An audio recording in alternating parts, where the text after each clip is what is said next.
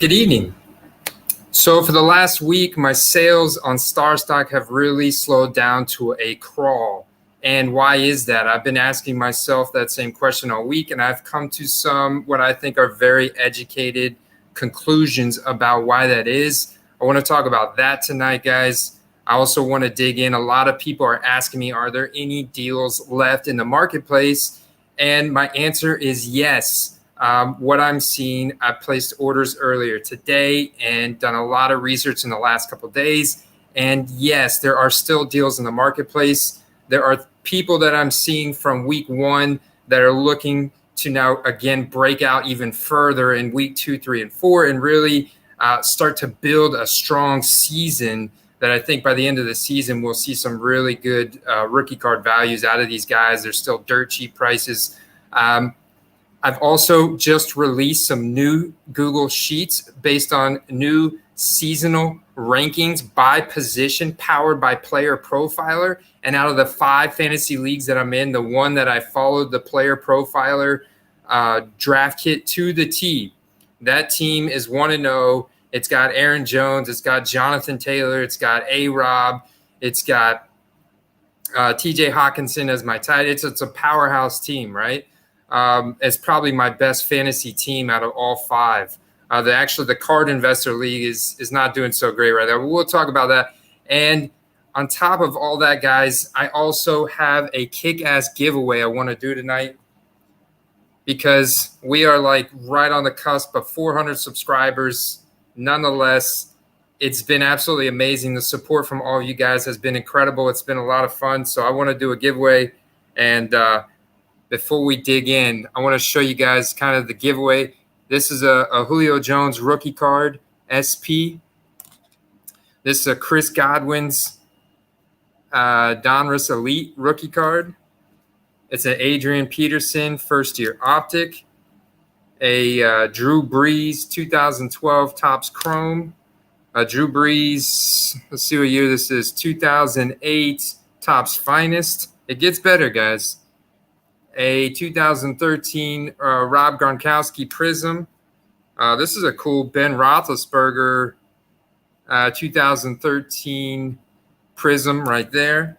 A 2019 Dak Prescott Prism. A 2018 Dak Prescott. 2017 Dak Prescott Prism. Second year. And this is the same one, but you see that? It's a silver Prism.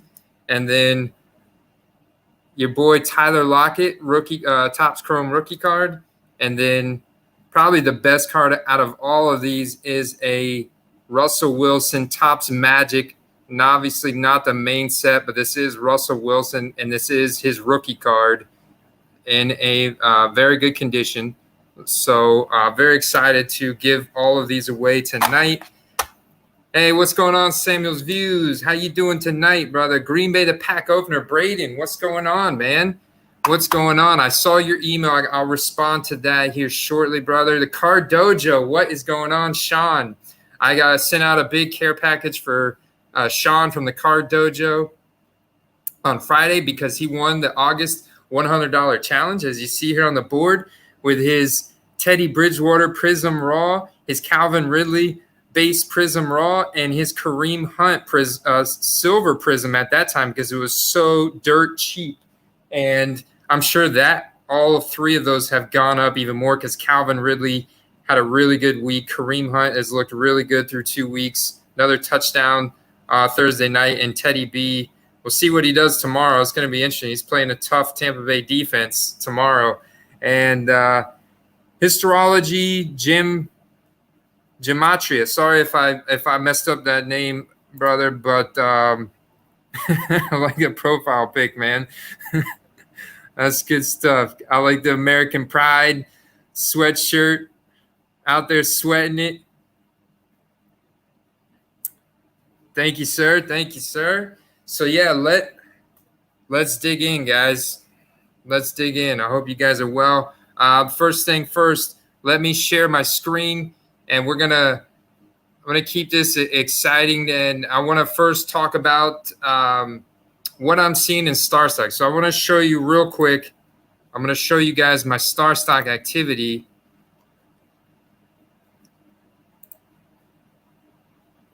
But you know what? I think I need to say, you know what? Let me jump right into his new sheets because I want to show you guys the matchups tomorrow and some of the matchups that I'm seeing that are going to have players that continue to break out that have dirt cheap prices right now that I'm seeing based on my research that I'm buying right now. And one of those matchups we continue to look at is Atlanta and Dallas. You saw Atlanta last week. Seattle torched their secondary. That turned into a shootout. You know, you had Matt Ryan and Russell Wilson throwing for over 400 yards. Big high-scoring game. Atlanta is playing Dallas this weekend. The over continues to go up and up. I think we're going to see another shootout here. This is easily a big scoring game.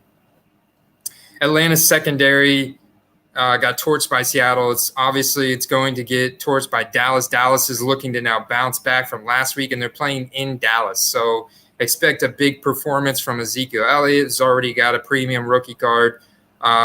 But the main guy that I'm looking at is Michael Gallup. And just to give you guys an idea, I think Michael Gallup still has some opportunity around him at his price point. The guy's an incredible athlete. And when we look at his rankings and his actual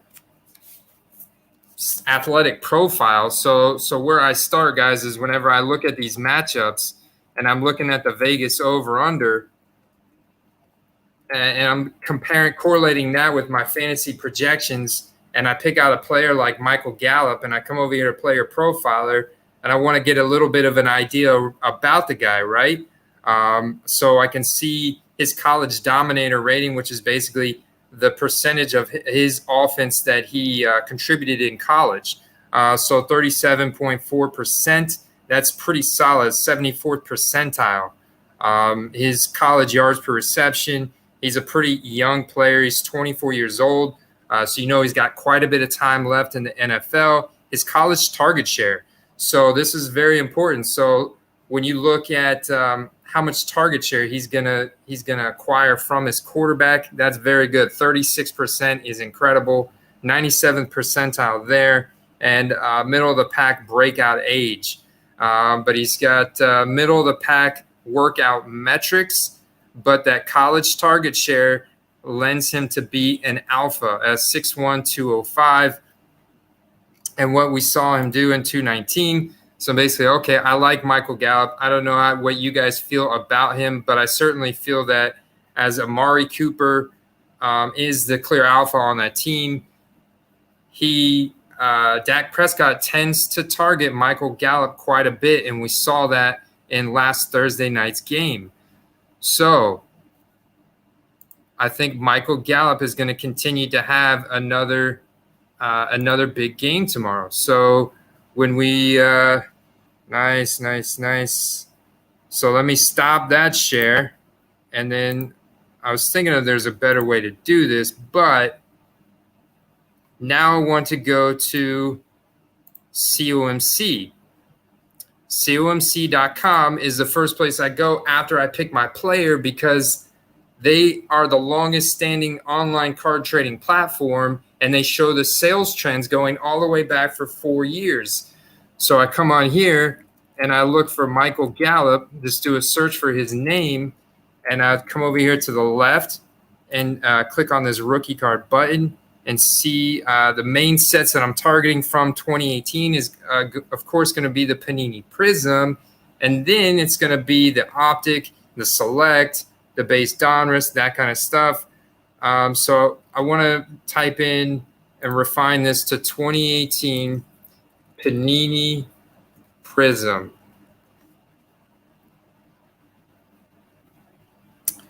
So I want to look at the Panini Prism. The Silver Prism is a much rare parallel. Okay, here's an excellent to near mint base Prism. That's $30. But if we look, he's got 14 of his base Prism starting at $13. So that's when I'm going, okay, that gives me an idea. And then I could click on this little chart and see that 60 have sold in their records since his rookie card was released, up to $11.47. The best sale being on 8/25. So this was just a few weeks ago. And so what I've seen, guys, is that prices really peaked up into the first week of the season. They've kind of cooled off right now. And what this is telling me is that the market is asking for a little bit of a retraction. They're asking for a little bit of a pullback, saying that prices have just gotten too high on these skilled positions. We want a little bit of a pullback. And I think that's why I haven't seen sales in my Star Stock account this past week, whereas I saw, over 100 in the week and a half, 2 weeks prior to that. It's because I incrementally increased my prices, and now they have gotten to a point where a lot of consumers are his last name literally means he's going to gallop down the field and get that touchdown, right? What's up, guys? So what I'm doing then after that is I'll go over to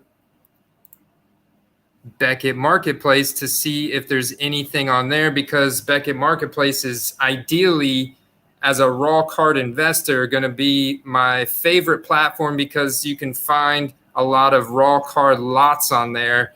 And that's what they're really good at. It's a conglomerate of 100 plus different small independent card shops that all list their stuff on Beckett Marketplace. And they could be, a big baseball card shop or a big basketball card shop, or they could be a big Pokemon card shop or other alternative cards, and not really have much of a focus on football.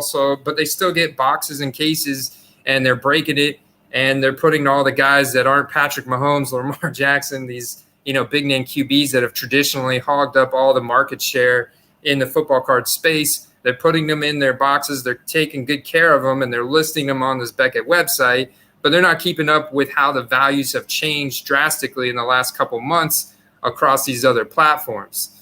Particularly, as we all know, eBay is the most widely used platform to buy and sell sports cards through the mail, essentially.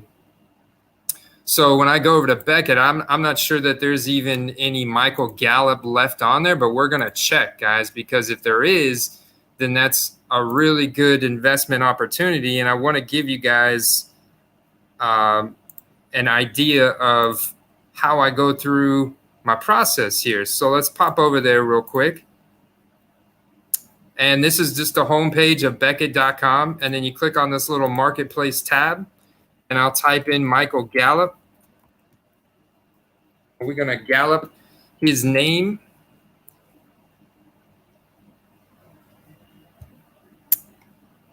And see what we find. And it's going to automatically sort it from 2018. And I like to just type in his name, because shopping on Beckett Marketplace is like, going to a flea market. I say this all the time, but it's true. It's because a lot of things don't have pictures. A lot of things aren't labeled properly. I've gotten things in the mail that were even better than what they advertised on here. I've got silver prisms when it was advertised for regular prism. So what I do is I'll go through here and look, and I'm targeting cards that I can send into Star Stock, and that's the last part of my equation. But the main reasons why I sell on Star Stock is because of their fee structure being incredibly low right now. They're inviting people. They're a new company. They've been in business now for around 4 or 5 months, but they've got great financial backing. They've got very sound, solid business model. Their co-founder is the co-founder of FanDuel. So there's a lot of really savvy online progressive trading type of mindset background behind their platform. And the graphic user interface is very savvy. It's very good, user-friendly. And so right now it's free to send your cards into them. It's also free to list them. And what they do is they charge 5% on the transaction when you sell your card, and that's it. And then you want to cash your money out. Their communication, their customer service is great. So that's why I am such a big. So right here is a base Donruss is like your base paper card, But if we were to look at this card selling on here, and so we click this little green button, compare sellers, we can see that there's one for $2. Okay, here's 7 for $2. But does that make sense? So what I do is I'll copy this. Like, does that make sense? Like, that sounds fine. Like, I'll pay $2 for Michael Gallup, but this is a base paper card, guys. So let me go back over here and share what I do. So before I just buy and add that to my cart, I will do a little bit of digging. I'll do one, come over to StarStock and see, and you'll see that StarStock's inventory is quickly climbing, which is really cool. And they're super fast at updating their getting cards in the system as well. So we've got StarStock A's. We got 27 for sale on here from $2.99. So you can't really expect to get a whole lot of profit out of that. And we can click into Michael Gallup's card and get an idea. They've got 158 cards. This is a very common card. It's a very common card. Although I'm a big fan of that rated rookie logo, this is a base paper card. I'm sure all of you, or most of you, if you've been in the card market for a little bit, you've had a base Donruss card in your hand. It's a paper card, and I've got one in there for $5, so it'll probably never sell. And you can see the chart for the StarStock A. What I mean by very user friendly, I mean, this is like Market Movers type of user interface that they charge $40 a month for, that StarStock is keeping track of and putting in this cool user interface for free. But also they have a whole trading platform built around it. And so you can see I sold one for $350, and this is what I mean by a market pullback. So you can see right there before the season started, I sold one for $350, and then that's where it kind of capped. And then since then, it's pulled back 3 now to 222, which is probably where it really kind of should be. But if you were to look at the Michael Gallup prism on here, that's going to be a totally different story. And I think that if they do have, okay, so you have 6 for sale from $20, the latest sale of $15. So it's really going to be your target. So that right there is like, I'm not going to buy that Michael Gallup rated rookie off of Beckett Marketplace. Instead, what I'm going to do is I'm going to go back to Beckett, and I'm going to see if they have.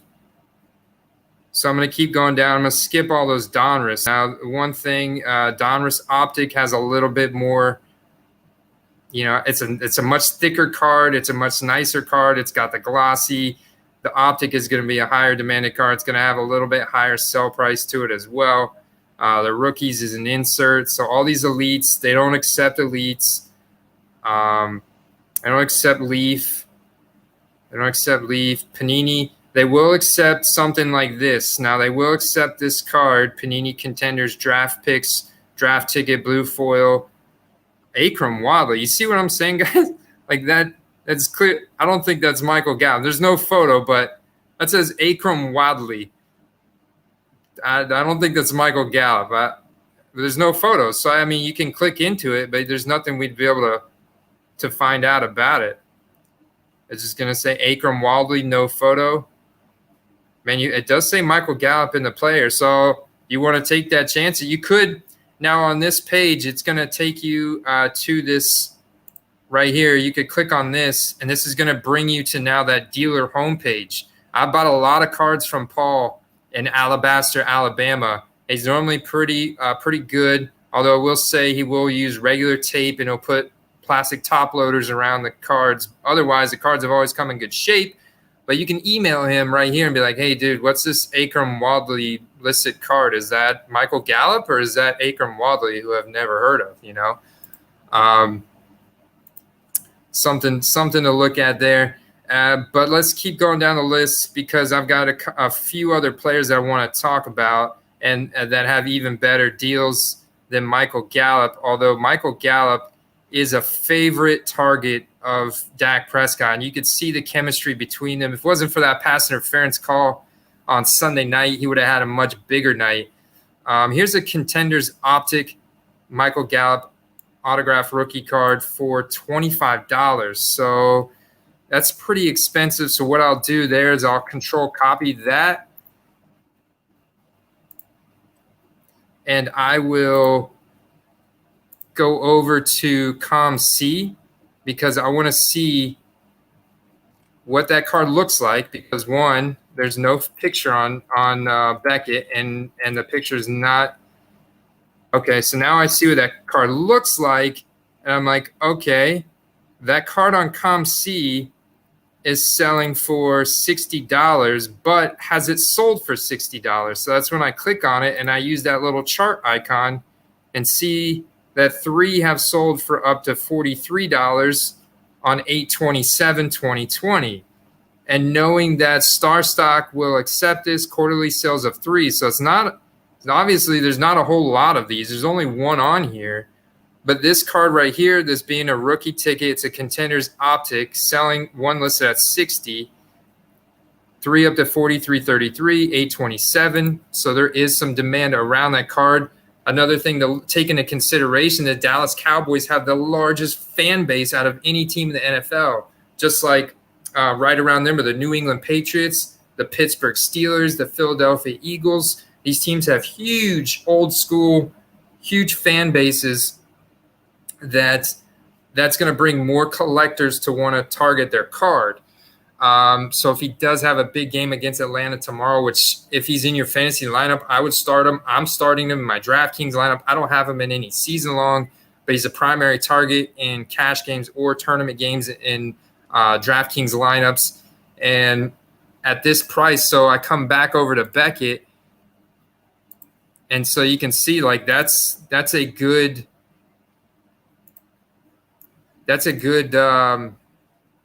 investment right there. So that's just an example. So let me go back to Beckett and just kind of add that to my cart. Birmingham Sports Cards, $24.75. That's solid. So I'm already almost at the free shipping threshold. It's a little bit more of an expensive card, but I feel very good about it because it is an autographed card. It is an optic. It is a Contenders. I can send that in to StarStock for free and list that on there, or I could send it to COM-C, and they have a little bit higher fees. You know, they also have a little bit higher entry fee. You have to pay like 35 cents to have that card listed, and then obviously ship it to them. And then it takes them twice as long, maybe 3-4 times as long right now because they're based out of California to get it listed. So what I'll do now is, like, if I want to keep shopping from that guy's page, I click on Birmingham Sports Cards, and I'll see what else he's got. So another primary target from that same game on the other side, Atlanta and Dallas, is Hayden Hurst, the tight end on Atlanta.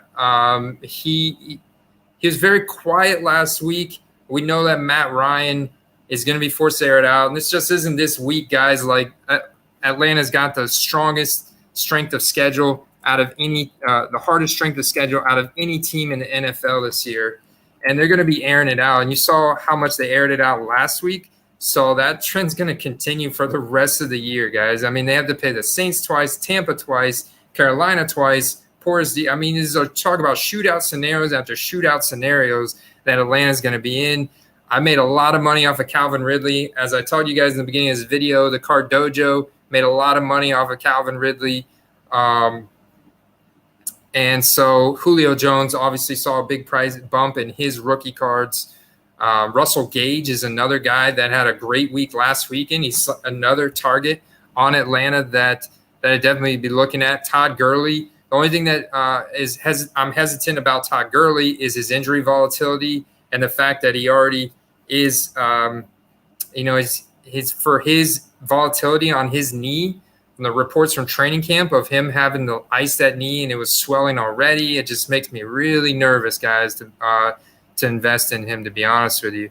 But Hayden Hurst is a guy that I could see having some really cheap stuff available on here. Oh, wow. That's like National Treasures is the cream of the crop when it comes to jersey autograph cards. And that's a beautiful jersey card there for $150. I'm not going to reach out that far, but Um, here's an example of an autographed one. There's a Panini Origins Red number 107 Hayden Hurst jersey autograph for $10. 1/99. That's something right there. And so we copy this and come over to ComC and see what that looks like and what it sells for on there.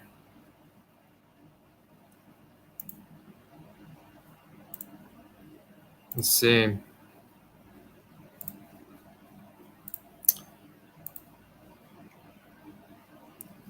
I snagged. Hey, what's up, Brad? How you doing, bud? I snagged a bunch of Hayden Hurst last week off there. Beckett is good for buying bulk. Site sucks ass though. Yeah, JJ Bama, what's up, man?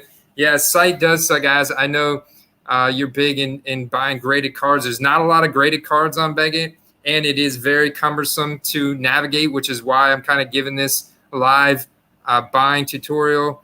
Would you send PSA 10 rookies to StarStock?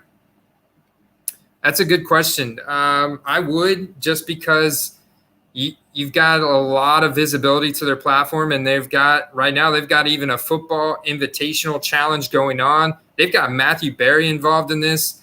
They've got Adam Levitan, who's a very well-known fantasy analyst, involved in it as well as some other people that are well-known in the card industry, and a professional basketball player, and some other random people that I've never heard of. But it's a really good platform just because their fees are half of what you would pay from eBay. I mean, eBay is going to hit you with like an 11% fee.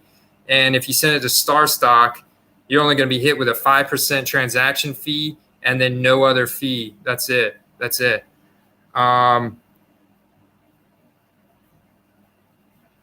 this is – so Deontay Johnson, yeah, a little speedster in Pittsburgh, good pick. CeeDee Lamb, I like it. 2020 rookie. I haven't really seen him build a chemistry with Dak yet, but I think it's obviously going to come. CeeDee Lamb's an incredible athlete. Anthony Miller is one of my targets. I was actually talking about Brad Nolan earlier today, showing him the CeeDee Lamb red, white, and blue prism that I got him from Beckett that I bought like for $3. But Anthony Miller had that awesome game-winning catch at the end of the Chicago-Detroit game last weekend. Definitely he's going to be a secondary target next to A-Rob in Chicago. And he's a guy that has easily gone under the radar, who's a really good athlete. He reminds me a lot of like a Michael Gallup, right, in Dallas. And yeah, as a PSA 10, it should be worth. What's up, Logan? So Logan opened a box of 2017 Prism back in 20. It was like $300 back then. They're now going for, holy cow. I pulled a Mahomes rookie intros that I send to get graded if it comes back. Dude, that would suck if they didn't send it back to you. Oh, my gosh. Yeah, that would suck. So let me go back to share that Chrome tab. I'm going to share with you guys. See, so I cannot find that Hayden Hurst on here. Sometimes you have to click this little button over here that says sold out if you don't see it, and then boom, it pops up. That's a beautiful card, guys. That's why I like the Origins. The only negative I would say about it is the fact that it's a horizontal card. Some people are a little bothered by the horizontal, but really nice jersey patch. It's got multiple colors. Very nice jersey patch. This is 1/99. It is a sticker auto, but still very nice card. Let's see what it sold out for on ComC. Obviously not for a while. Yeah, see, as you can't really get a good. But even then, it sold out for $13.50 back in 2019, back before the card market really started heating up. So you come, over to Beckett and buy that for $10. In my mind and my reasoning, that's a good investment. That's a good price point.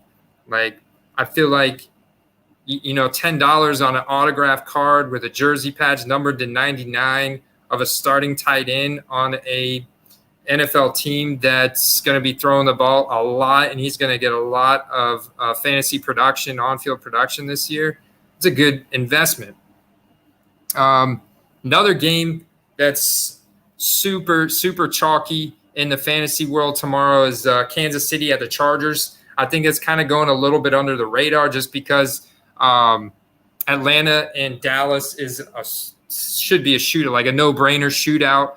Also, Baltimore and Houston, a lot of eyes are on that game. Baltimore at Houston has got a big over-under. That should be a shootout. The only concern in there is like some guys have, they're thinking, okay, is Baltimore just going to run away from it? Houston stayed competitive with Kansas City last Thursday. Now, we didn't see a whole lot of passion or fight really out of the Texans, but David Johnson was a guy that looked good. Will Fuller has come out as their clear number one. And when that guy stays healthy, he's a primary alpha target for Deshaun Watson. And I made some good money off of Will Fuller heading up into week one. And David Johnson also snagged quite a few of his rookie cards from Beckett before the opening game as well. Another game tomorrow, Green Bay at Detroit. Green Bay at Detroit, that to me, that screams shootout. We saw what Green Bay did to Atlanta last week. Detroit had suffered a bunch of injuries in that game against Chicago. Their secondary is now even more banged up. And we saw, Mitch Trubisky, light up the Detroit Lions. And we're talking, this is Mitch Trubisky here. I mean, I know he came through at the end of the game, but he really struggled. He has struggled for the last couple of years.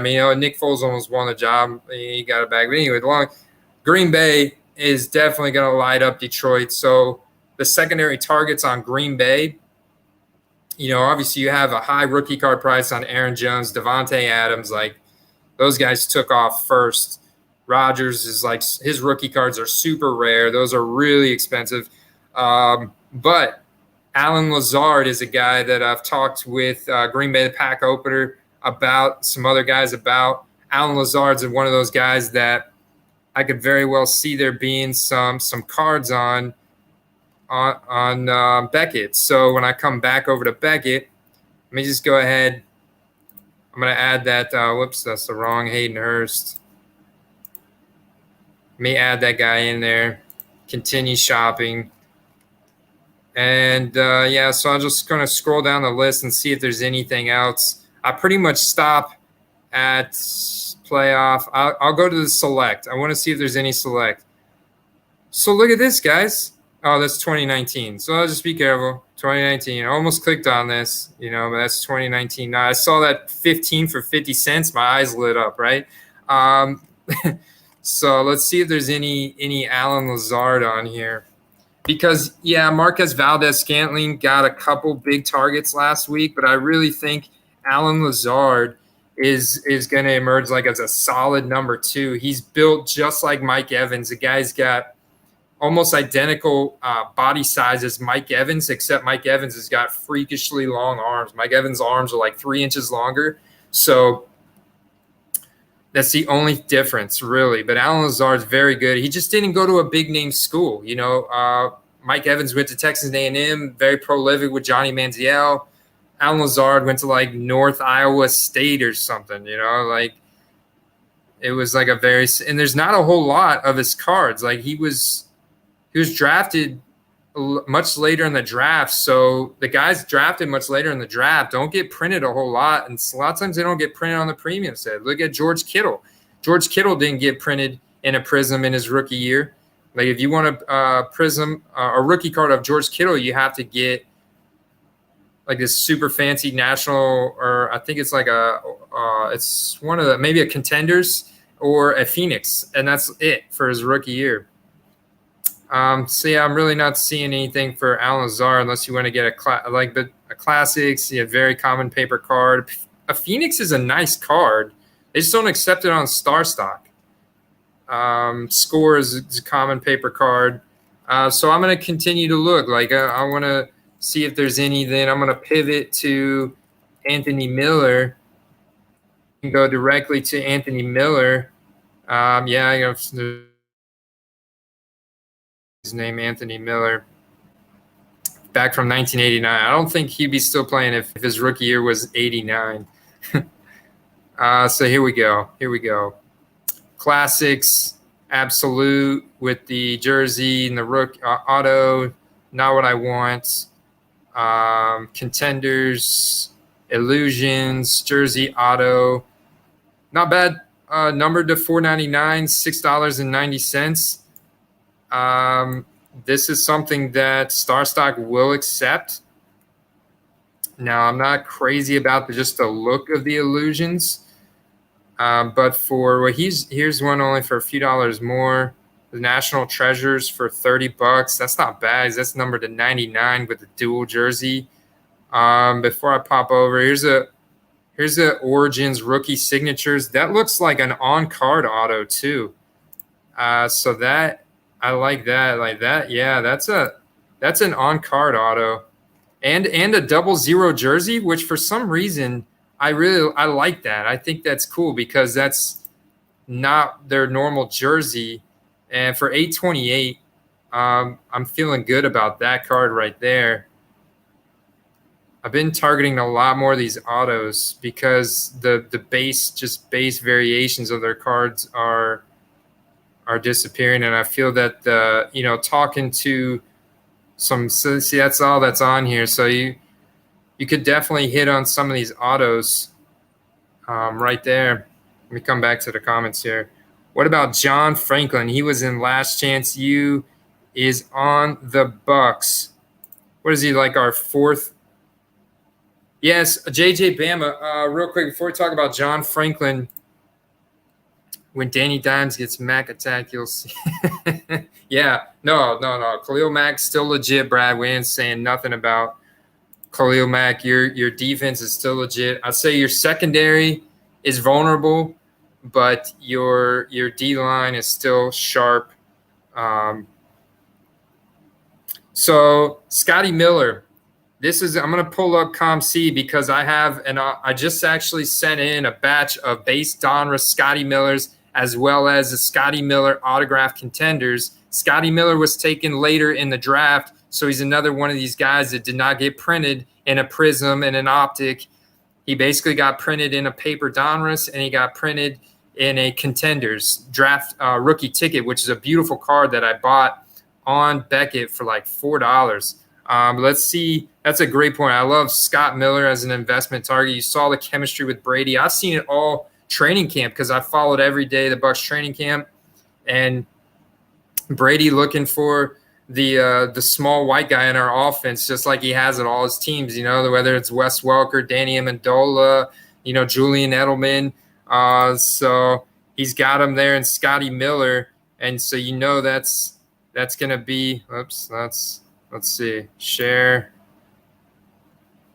Chrome tab.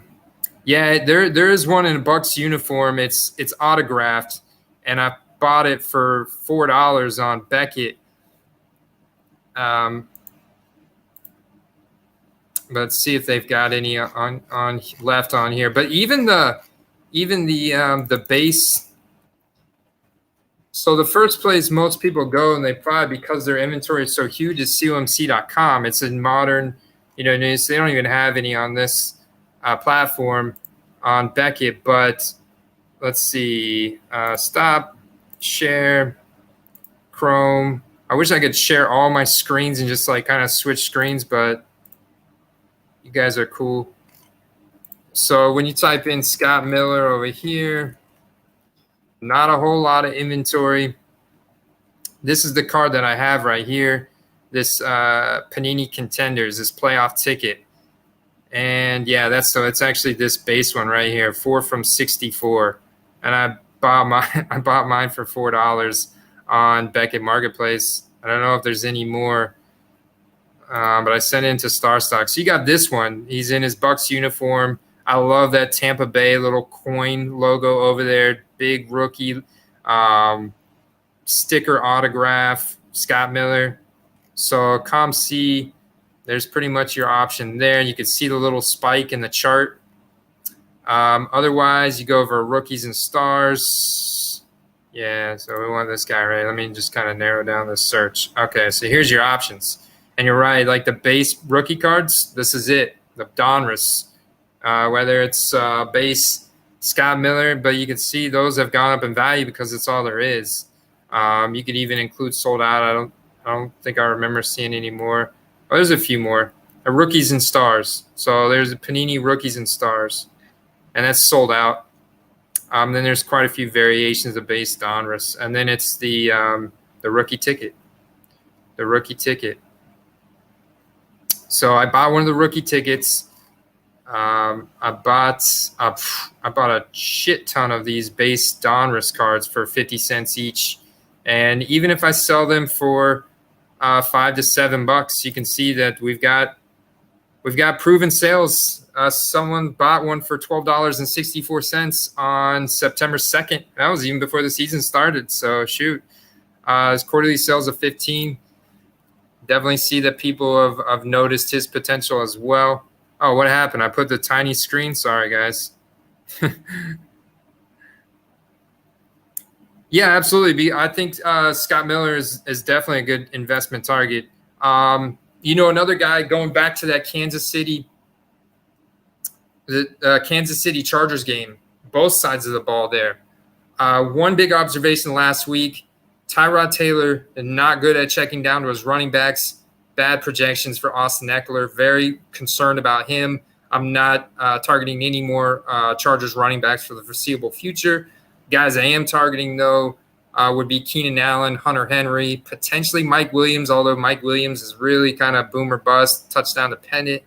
And I would just be targeting Keenan Allen. You got the big contract extension there. His rookie year going back to 2015, I think it was. You can find Keenan Allen, Topps Chrome. One thing to can we discuss the kicker yards, or is that saved for another? Brad, no, I give a shout out here to Brad. Yeah, on the other side, Clyde Edwards-Helaire, man, that guy. I mean, he didn't get a touchdown last weekend, but dude, he's gonna be top. He might be rookie of the year. Just because of the offensive scenario he's in, he's going to get incredible amount of production. Dude, I wish I would have drafted him my first running back in every single one of my leagues, honestly. I got him in one, but not all of them. But, yeah, I'm really bullish on him. Yeah, huge shout-out to Brad, because Brad made a really good point on kicker cards, and he's invested in some Harrison Butker's on Kansas City. And he did get one card. He did get one, Sean. I must have missed that. I didn't think he got any touchdowns the first game. I must have been towards the end of the game. But kicker cards, got a great point. I mean, that's a clutch position. Game time clutch position. Games are won or lost off that kicker's leg in a lot of scenarios, and kickers do have cards. And kicker cards are actually highly demanded.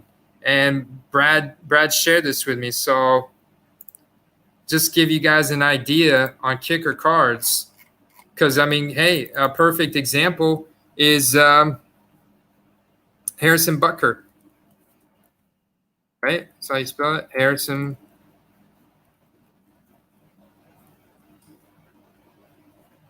Butker.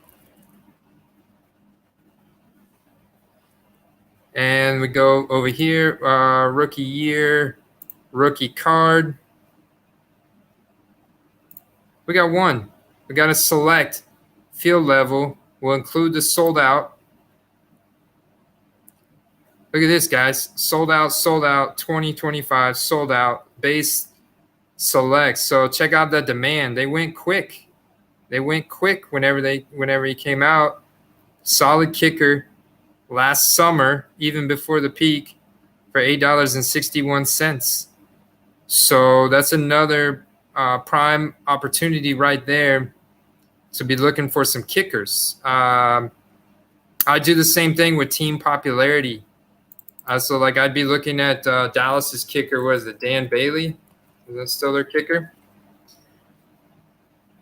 That was big time. I think Brad grabbed that real quick. I go back. Brad, you grabbed this one right here. 34.24, and this was very recent. Look at this. This guy sold on 9/17, so this was 2 days ago. Someone bought this kicker's card for $35. I'll let Brad see if he wants in the comments how much he paid for for his Harrison Butker red prism, but that is Aguayo's card. Dude, I bet you them are a dime a dozen, dude. Aguayo. Oh my gosh. Roberto Aguayo. You know, somebody I would buy who's almost damn near considered vintage at this point is Sebastian Janikowski, the old Russian. Yeah. So Roberto Aguayo got printed in every freaking set you can imagine because because he was drafted in the second round because we're Jason Light, the GM of the Buccaneers, is something else, guys. So yeah. Let's look at what Janikowski's. Let's see if I can just type in Janikowski and see if I can get him. Man, look at that kick. I guarantee you that kickers are not a bad. Man, yeah, same rookie year as Tom Brady. That 2000 Fleer medal. There you go, man. That's a great set right there. That's Tom Brady's most expensive card set. You haven't seen one sold in a while. I don't think he's still playing. Did he finally retire? So maybe bad target. You know, a guy that I got the kicker on. I only do kickers in one of my leagues. I was just starting getting rid of the kickers, although I had several requests for in my family and friends league to bring the kicker back because they say, well, the kicker's considered offensive production. I mean, the kicker, you know, games are won and lost off a kicker's leg. The same point that Brad makes around why their cards are demanded is because a kicker, you know, they got it. It's 3 points, man, that field goal. Even the extra point, now that they moved it back, it makes that more dramatic, you know? So it's an opportunity. Yeah.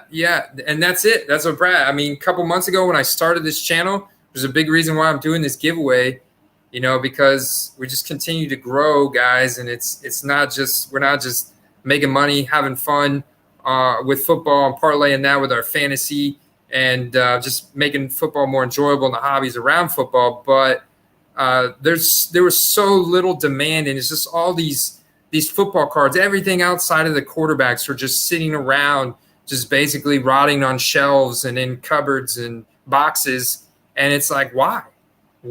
You know, when every, you know, for all the way down the line in basketball, cards are coveted and demanded and collected. Same thing with baseball. Why is that not the case? I know baseball is it's a whole nother animal because it's like super deep rosters and just probably millions of cards because of the baseball card market just goes back so far. But why are these players in football? So that's a big reason why I started this channel and this quest. And so it's continued to grow. And the Brad's good point. You know, a couple months ago, I was buying Devontae Adams PSA 9 Prism rookie card for $20. And, you know, I watched that go up to over $100 and the raw one go from, you know, $1 all the way to 20, 30. Same thing with all these other guys. You just like start at the top and work your way down. But kickers, Brad's done a lot of research. Let's see what he said. Regarding kickers, it would probably be top tier playoff teams. Probably stick with Butker, Tucker. Yeah, Justin Tucker. That's the other guy I was thinking of on Baltimore. Justin Tucker. Let's see what Justin Tucker. We got to look up Justin Tucker real quick.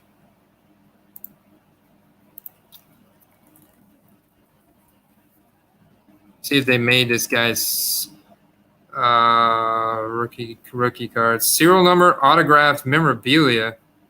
Yeah, Justin Tucker. Why is it not letting me sort by rookie card? Or are these all rookie card? Like, did they stop? No. There's 2018, 2019. What? That's strange. So you see kickers are even like kind of forgotten about on websites. They didn't get categorized properly. There's no rookie card category on here for the kicker. Yeah, I was going to say, I don't think 2018 was his rookie year. Here's a 2015.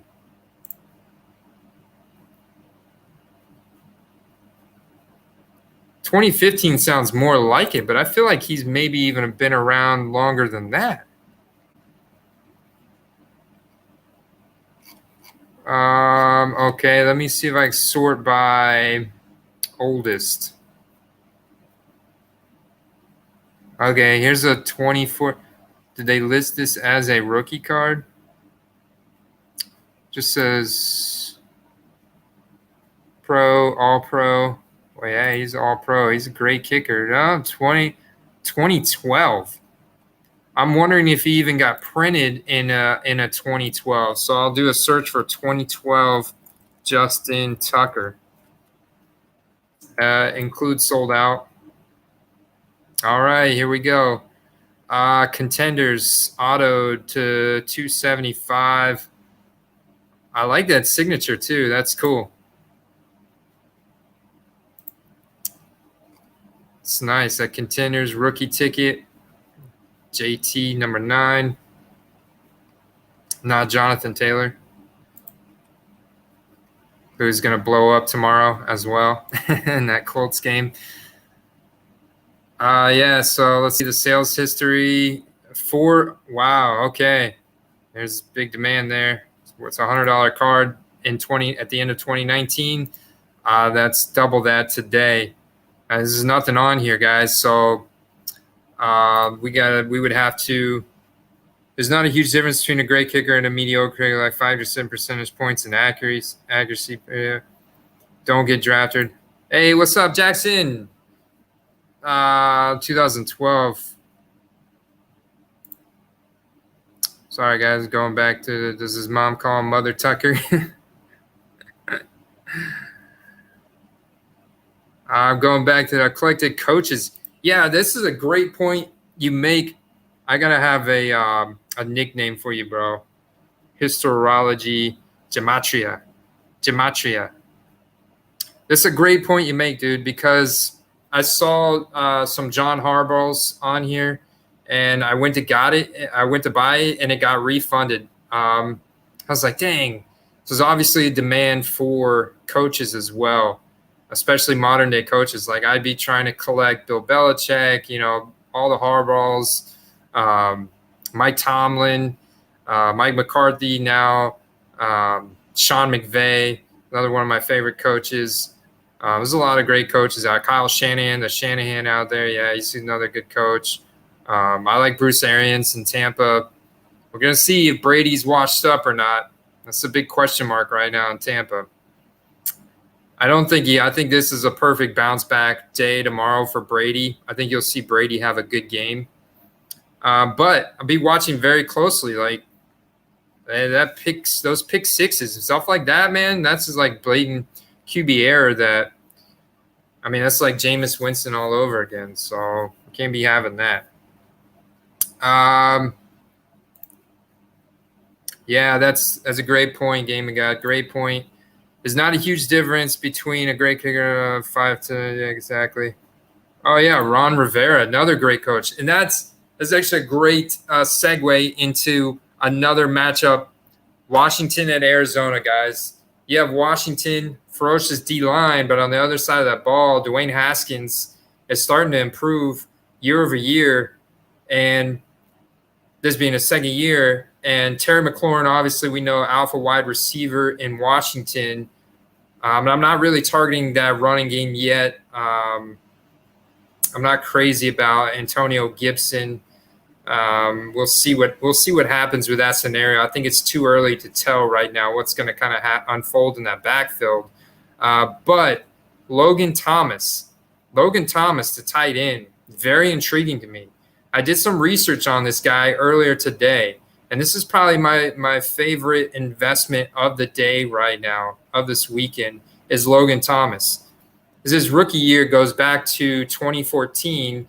And guess what, guys? He was drafted as a quarterback. From Virginia Tech to the Arizona Cardinals.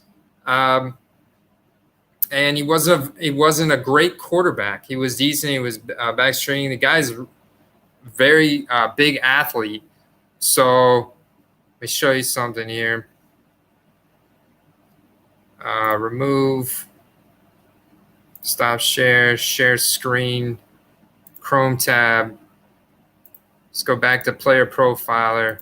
Let's type in Logan Thomas. And I'm sure this guy has maybe popped up on a lot of your guys' waiver wire and fantasy projections this week. He's emerging. So he's been a couple different teams. He played on Arizona, then he went to Detroit. They switched some positions in Detroit to tight end, and he's actually done a lot better as a tight end. Now you have the Redskins who've got rid of Jordan Reed, and you've got this guy emerging as an alpha tight end and also as a big look at his freaking catch radius, guys. 94th percentile. So this is his ability, and this is my buddy Carter Bryant, one of his good friends, Scott, came up front with this catch radius theory, did a whole study and thesis around it, but it's a player's ability to cover ground laterally as well as vertically. And you look at this guy's catch radius, you look at his 40-yard dash, I mean, very fast for a tight end. Speed score, though, this is one of the most the best scores to look at when evaluating the athletic profile of a running back, a wide receiver, or a tight end, because it takes their height and their weight into consideration. So a score of 115 is considered extraordinary.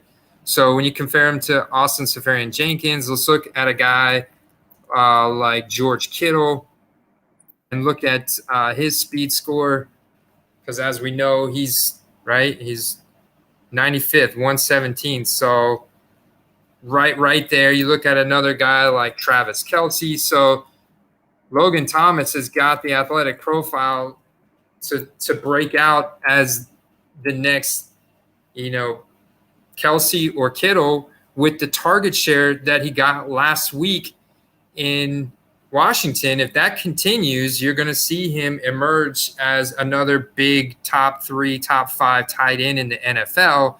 And I placed a big order on Beckett earlier today of Logan Thomas. But he's a guy that I'm targeting. Valuable card, 2015. Malcolm Brown is a guy worth looking into as well. I'm a little concerned, like Malcolm Brown. So let's go back to the athletic profile real quick. So Logan Thomas, definitely look into him, guys. We can do more research on him, but there's a lot of cards out there in the marketplace available for him right now. He's a true sleeper emerging, and I'm very excited about investing in him because he was drafted as a quarterback, so his rookie card from Arizona is a year which they didn't print a ton of prisms, and his prisms are readily available on Beckett Marketplace for cheap, and now he is emerging. He's got this great athletic profile, but let's look at Malcolm Brown, because his athletic profile is the only thing that is not like, it doesn't like jump out. He's not like a flashy player, okay? He doesn't have a very good 40-yard dash. He's actually quite slow. His speed score is kind of low. His agility's pretty good. Nothing really jumps out of here. I mean, even his college dominator, not good. Yards per carry, not good. Target share, SparkX is okay. You put him in offensive system, though, like the Los Angeles Rams, all of a sudden Malcolm Brown can go out and score 20 to 30 fantasy points any given week. Which is also why I'm very excited about what Cam Akers can do there. But Cam Akers didn't look great last week when he did have the ball. So I think Sean McVay may go with the hot hand. We may see, though, Cam Akers, as he gets more comfortable in the NFL, take over that role, because if you look, Cam Akers has a very good speed score compared to Malcolm Brown. So, and he's best comparable to Marlon Mack. So that's promising for the rookie Cam Akers in LA, and that's why I draft him in a couple of my fantasy leagues at value in the mid-tier rounds. So I'm curious to see what unfolds there in LA on that running back scenario. But of course, if Malcolm Brown has a rookie card that is very cheap. That 2015, if you can find a Prism, a Donruss, or a Select, or a Topps Chrome that's very cheap from 2015, that's definitely worth a target. So let's see, just for see on the Beckett Marketplace. So if you want, you can always go back to your cart. I like to go back to the main marketplace page now. Look at the main marketplace page. And let's see. I mean, should we look into Malcolm Brown? You guys want me to show you Logan Thomas real quick? I'll show you because I believe he's a 2015. So another thing you can do on here, you guys talking about 2015. Another good thing I like to do on Beckett Marketplace is I will simply type in 2015 Panini Prism. Type in 2015 Panini Prism on the marketplace, and then it's going to ask you to select a category, or not ask you, but this drop down right next to it, select football. Select football and search. Did I already search? Let's see. So load screen. Give me a chance to drink a sip of my beer. Okay, not a rookie. This is the one thing you have to look at. None of these guys are rookies, of course, but we're going to keep just kind of scrolling down here. And there's actually, if you're looking here on the left, there's a way you can sort by rookie. Now, keep in mind, this little attribute, see where my mouse is at there on the left? This little, whoa, I zoomed in too much there. That's not going to work. I'm going to create like an actual edited video that's entertaining and educational, and it's within 15 minutes. So, you know, it gets like it's just pure value. But guys, I'm still seeing like so much stuff in the marketplace right now that we can capitalize on. So sort it by that RC. So now I've got 2015 Panini Prism, football, attributes, RC. Just see what they got, you know. Blake Bell, Byron Jones, Brashad Perriman. Okay. You can make a case for him right now.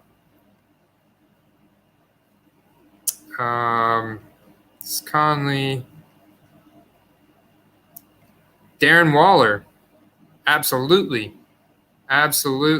So I'll just check that little checkbox next to guys that I want to have. You tell me I can buy a Darren Waller Prism. Now it's only one, but for 55 cents. And if you were to take that same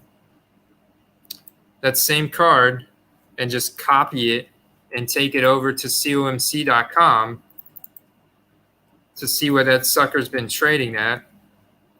So this is where stop, share.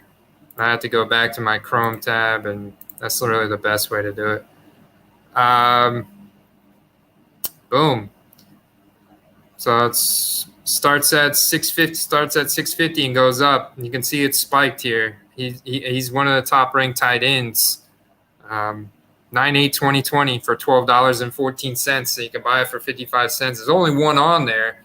Chances are that may get refunded. So just keep in mind, Beckett's not like a modern day website like ComC where they update their inventory instantly. No, there's a chance you could buy it. You even check out. You go through the whole process. A few days later, a week later, guy from the card shop emails you, hey, sorry, we had to refund you that. We already gave it away, or we already sold it. And then they update the inventory on Beckett Marketplace. So, yeah, Gurley too. Yeah, let's pop over back to that Beckett tab. So, and a lot of times, like if you actually like click into the card, you may see, okay, it's there. It's there in the system. That doesn't mean though you're still gonna get it. Like if you guys were on your computers right now, like follow me and you buy this card, then I could buy it too tonight, and we both buy. We could all buy it tonight, and then somebody's gonna get refunded come Monday or Tuesday. You know, that's just how their system works. It's not like all modern and up to date, but that's definitely someone there. Let's see who else is on here. Duke Johnson. I mean, if David Johnson does get hurt, I think we could definitely make a case for Duke Johnson. We know that Houston, obviously their defense, their secondary is terrible. You could look like J.J. Watt. Doesn't look like he's got it anymore. Certainly T.J. Watt, he looks like a stud. But J.J. Watt looks like he's kind of passing his prime up, guys. And that Houston defense did not look good. Didn't really look like Kansas City had to try hard at all to beat them. So that's why week 2, like every year, I kind of notice by the time we get to week 3, week 4, I think a lot of you guys would agree, we start to see some really serious trends building in the NFL. And you're like, okay, we know they're just gonna suck. Their defense is gonna suck. We also know what teams from week 1 and week 2 were just flukes, like Jacksonville. Jacksonville tomorrow. Was their week 1 performance a fluke? I don't think so. I think that Gardner Minshew is the real deal, man. His accuracy, college, and now the NFL. Here's a guy I've been targeting, Jamison Crowder. The Jets, our dismal scenario they've got going on there. Jamison Crowder is a PPR monster. Sam Darnold is an accurate quarterback. He was drafted very high, and Sam Darnold is an accurate quarterback, and Jamison Crowder is going to rack up a lot of PPR production.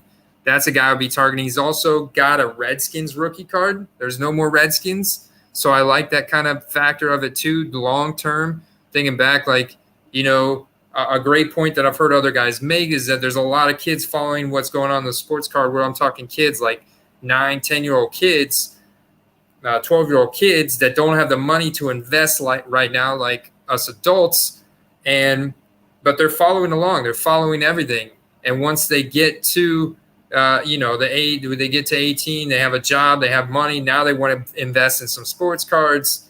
That's the kind of things they look back at. Like, you remember when the Redskins had to change their name, to Washington Football Team?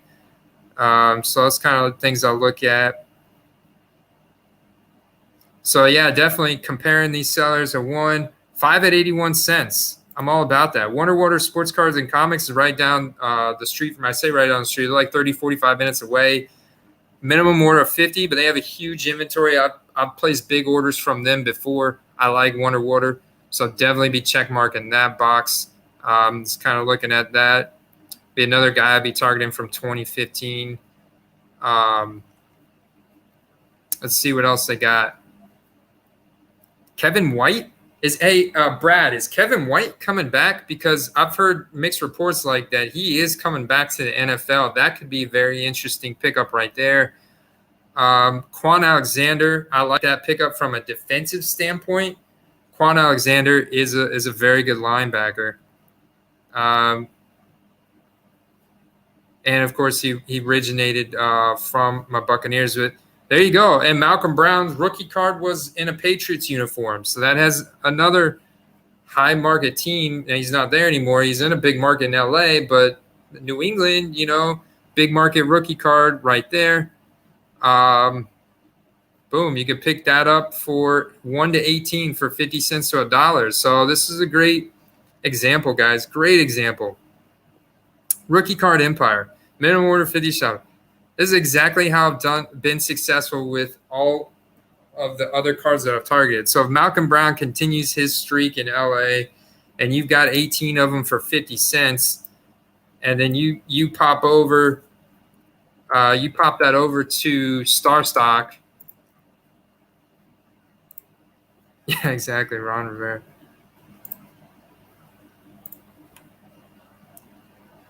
Yes, I did look at those Goffs, man. They're actually Jared Goff's rookie card is trading just under Gardner Minshew now. It's incredible. That Goff is at I think a really low price point at the current time.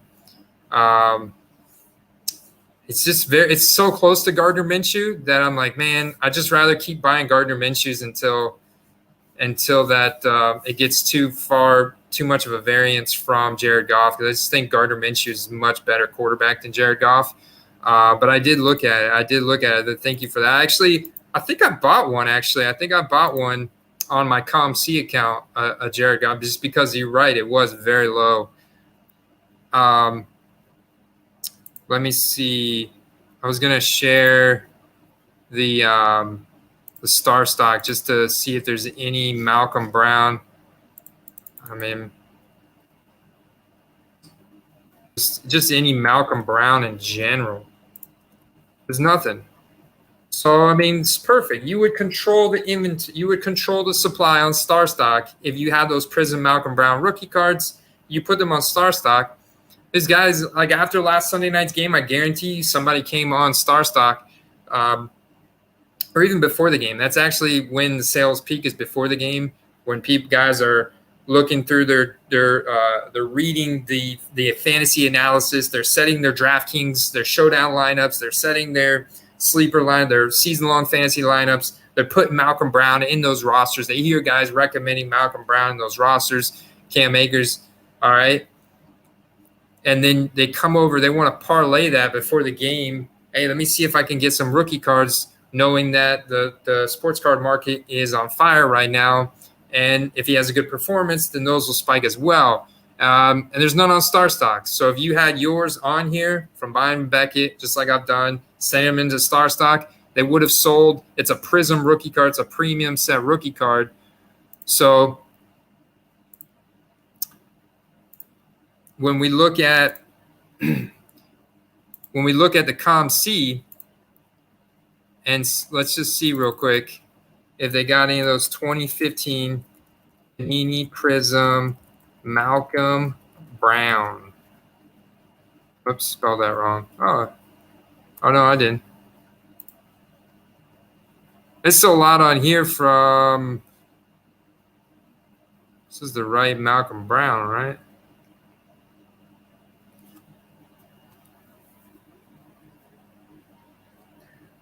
This dude, did Malcolm Brown lose a lot of weight? Because this dude kind of looks like a lineman.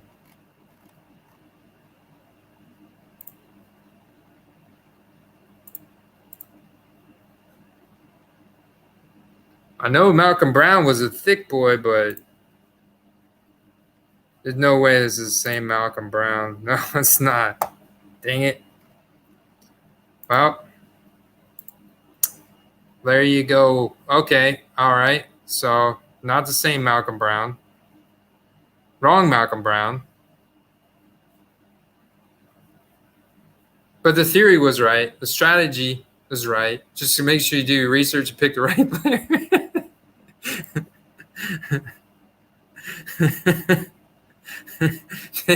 Thank you, L&M. Thank you, bro. You spelled Malcolm. Oh, BC, where are you? Where were you, man? Where were you? Okay, I spelled Malcolm. Okay. All right, let's try this again, guys, because I'm insistent on finding some Malcolm Brown deals. And maybe there's not any. Maybe there is. I appreciate that subscription, by the way, L&M Bros. You may win the giveaway. Malcolm Brown.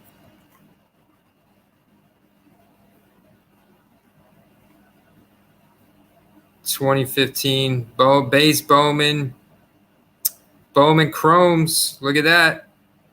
Boom. Okay, so he did start as rookie. I thought he did. I thought he's been started on the Rams. I remember. Oh, they've got 2, 4 and 4.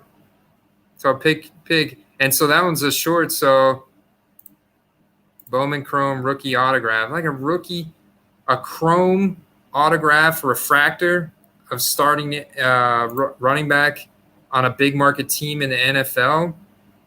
All day. They actually have like a real picture, and that looks like an on-card auto too. So that's when I'll definitely want to cross-reference that. But at that price point, $4, it's almost a no-brainer.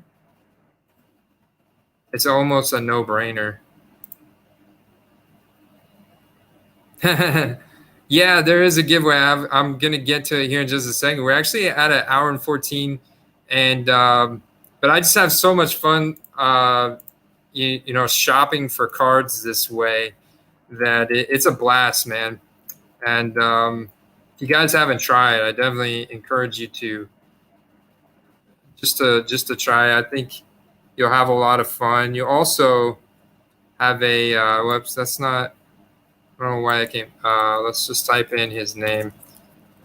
He'll also be handsomely rewarded in a lot of scenarios. There's 9 on here, so it's like, okay, it's at $7.34. But you definitely see the spike. Look at that. Look at that. Quarterly sales 20, 36 up to 977. The $9.77 card was sold on 9/13/2020. That's already double your money from the $4 you would buy it on Beckett. So you're already going to double your money, and that's on ComC where there's 9 of them. Okay, and so imagine if you send it to StarStock where there's 0. So imagine you send it to StarStock where there's 0 and you got the only one. Now you can charge $20-$30. It's fair. It's an on-card autograph card. It's not like there's just a ton of those floating around out there. I like Minshew, Optic, Goff, and Kobe White. Kobe White's basketball, right? No brainer.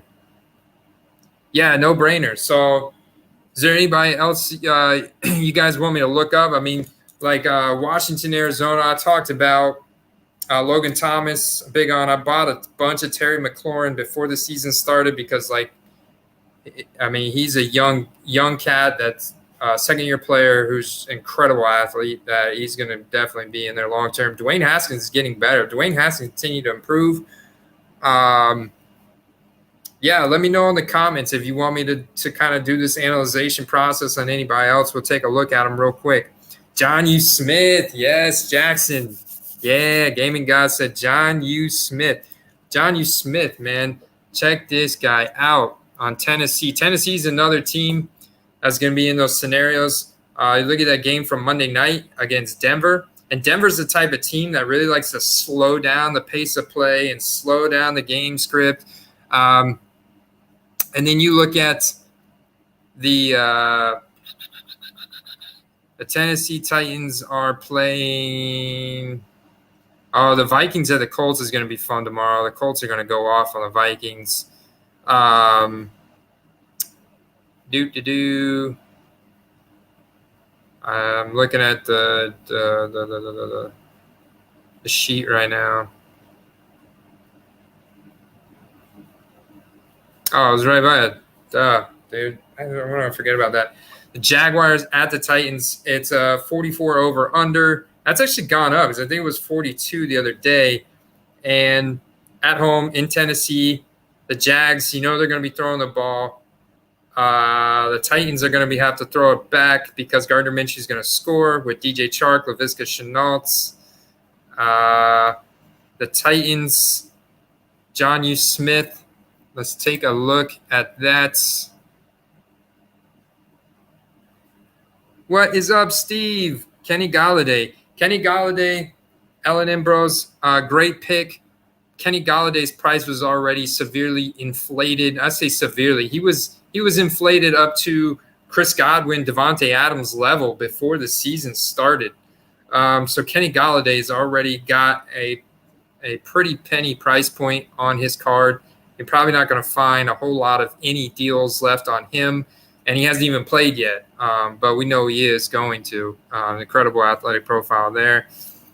Robbie Anderson. I mean, that's a sleeper pick, Card Dojo. Let me go ahead. You guys keep throwing. Yeah, let me go ahead. John U. Smith. Let me throw you guys up something real quick. We know tight ends are emerging, and definitely guys like John U. Smith who just have an incredible yards after catch ability. Just incredible, man. They hand the ball off to the guy. I mean, he's built like Derrick Henry. So I'll just give you guys an idea real quick on the John U. Smith. I love this guy. Tennessee, though, we talk about fan base market size. Tennessee's got a very small fan base. It's growing. They made it to the championship game last year. If they could do that again, they're definitely going to keep growing. Look at the freaking yoke on this dude. I mean, the guy's jacked, man. He's only 25.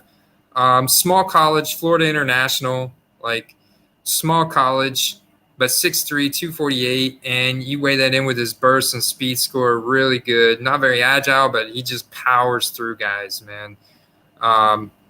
Yeah, best comparable, David Njoku, who's been pretty successful. And he's becoming heavily active in the passing game, even the running game in some scenarios. And Jonnu Smith, I like being able to invest in his cards. Steelers defense players are dirt cheap.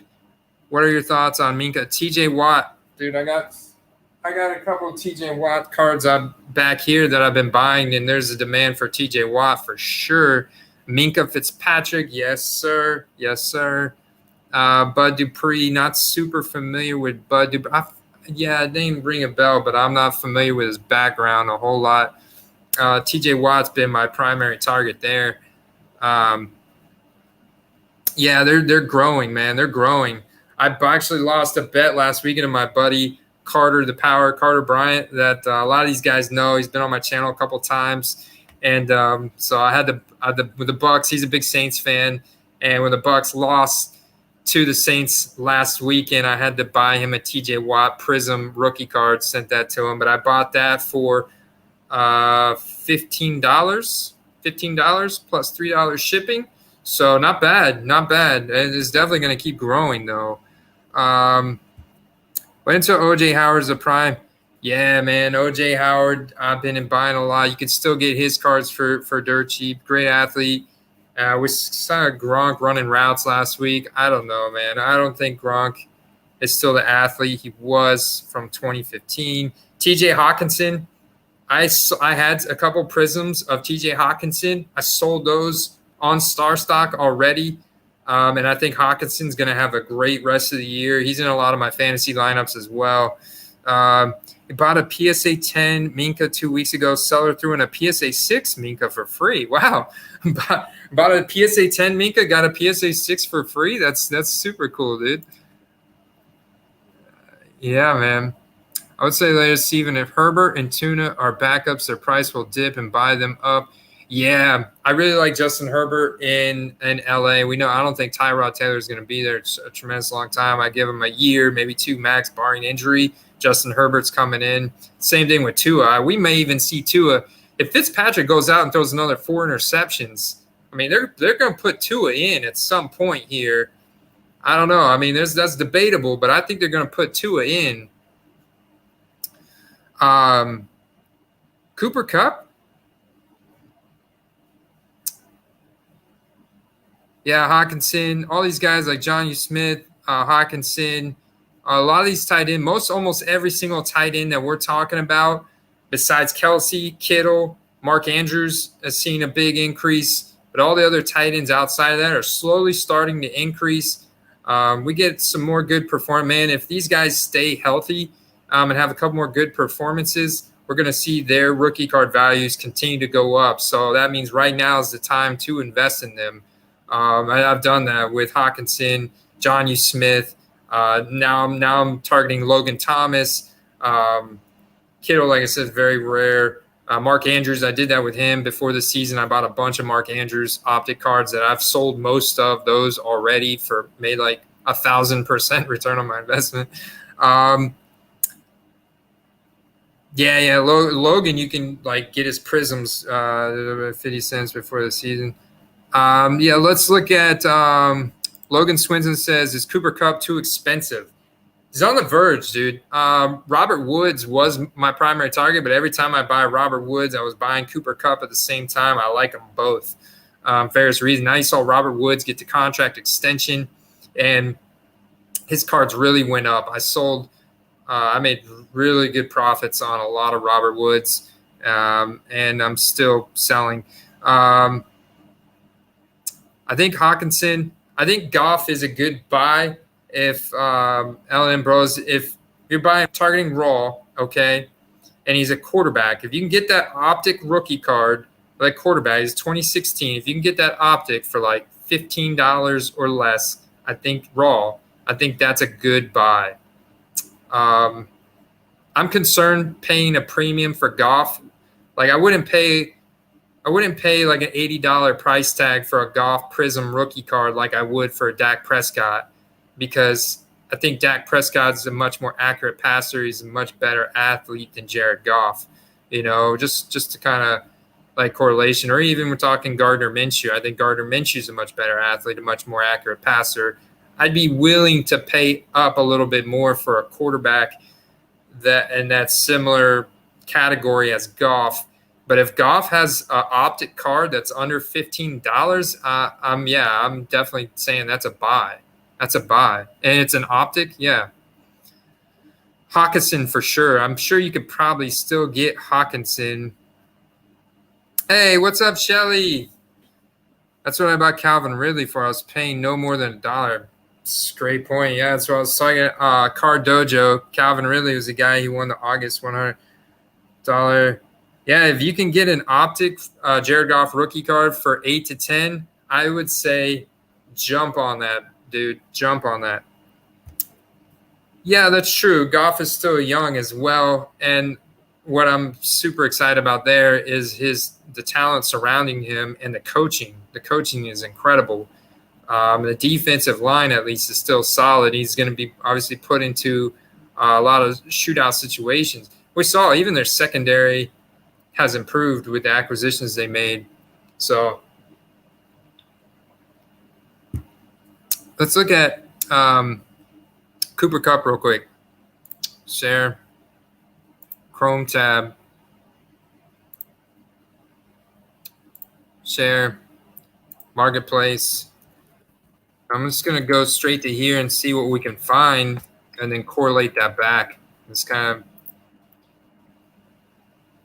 absolute. Let's see, Cooper Kupp, 2017. So, yeah, 2017, I'm definitely wanting to target Prism, Optic. Outside of that would be Donruss. Okay, here's 2017 Dugout Sports Cards and Comments, free shipping over $25. Let's actually click into this Optic. Yeah, so okay, it's quantity available 0. Why haven't they taken it off the website? I don't know, guys. This is Beckett Marketplace for you. Oh. So if you were to try and add that to the card, it would deny you, and then you'd have to move on. All these rookie threads are cool, and like I think those are cool cards. I would buy those cards if he was your favorite player. Personal collection value. Also, if he's going to become a Hall of Famer, then those will go up eventually long term. But it's not something that Star Stock accepts. It's just one of those inserts that you would really have to hold on to. So elite, yes, elite. Base Panini really wouldn't go there. If it is, then make sure it's autographed. National Treasures is definitely something that Star Stock accepts. So is Origins, and those are really cool looking cards. See, here's a dual materials Cooper Kupp to 99. That's not bad, man. $8.20, especially if you're a big Cooper Kupp fan. I like Cooper Kupp. National Treasure, something that Star Stock accepts, so it's got investment value. So you just copy and paste that, highlight it, Control C, and then come back over here. Stop. I have to do this to be able to show you, and then what I do is I come over to Com C, put in that same card, till we pull up. Okay, only 724 here, so there's really not much demand for it. It's not autographed. So Cooper Kupp.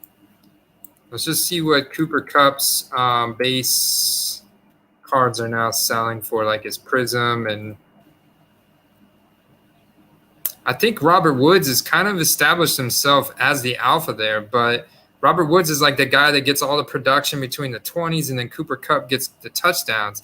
Now you throw Higbee in the mix. Higbee's another guy that definitely would consider targeting from the tight end scenario in that offense, because we got a high pace of play. They're going to be scoring. So you can see his base optic here. There's just so many of them in the system from those years in ComC. You got 69 in the system. It's hard to kind of eclipse that price point. 790 was the peak, and this is just recently 790 a week ago. So there's definitely demand there, but there's just so many in the system here, and that's why I go over to stop, share. And I'll get to the questions in just a second, guys. Let me kind of finish this Cooper Cup and market analysis. All right, so Star Stock A, 16 for sale. And this is where latest sale 850, so a little bit higher, but we're getting quite a bit of inventory over here as well. 11 for 10, 750, 850. Base Donruss, someone bought a base Donruss for $7. The one thing I will say, Star Stock is very good at. Here's a PSA 10. Someone was asking about PSA 10s earlier on Star Stock. I would say, yeah, I mean, they're buying. People understand. You have a mix of everything. Star Stock is good at driving traffic because they're an SEO-friendly company. They're co-founders from FanDuel. Their other co-founders, Scott, it comes from the app development world, so he understands SEO, search engine optimization, very well. They're very good at driving in traffic from outside the marketplace. So I think a lot of times you could see less informed buyers coming onto Star Stock and making purchases. BGS 9.5, 2 for sale from 85, 50, PSA 10 for 250, 170. I guarantee you someone's making money on that. I guarantee you that card just a month or two ago was half of that. But still, it's not. I mean, I would say that his cards really haven't. That's a hollow, like an optic hollow.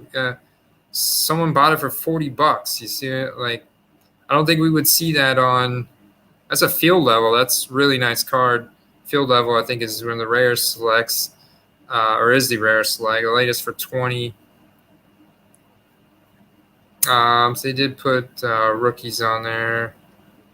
Another Prism Instant Impact. So, yeah, at one point they were, when their inventory was very low, they were accepting some inserts like that.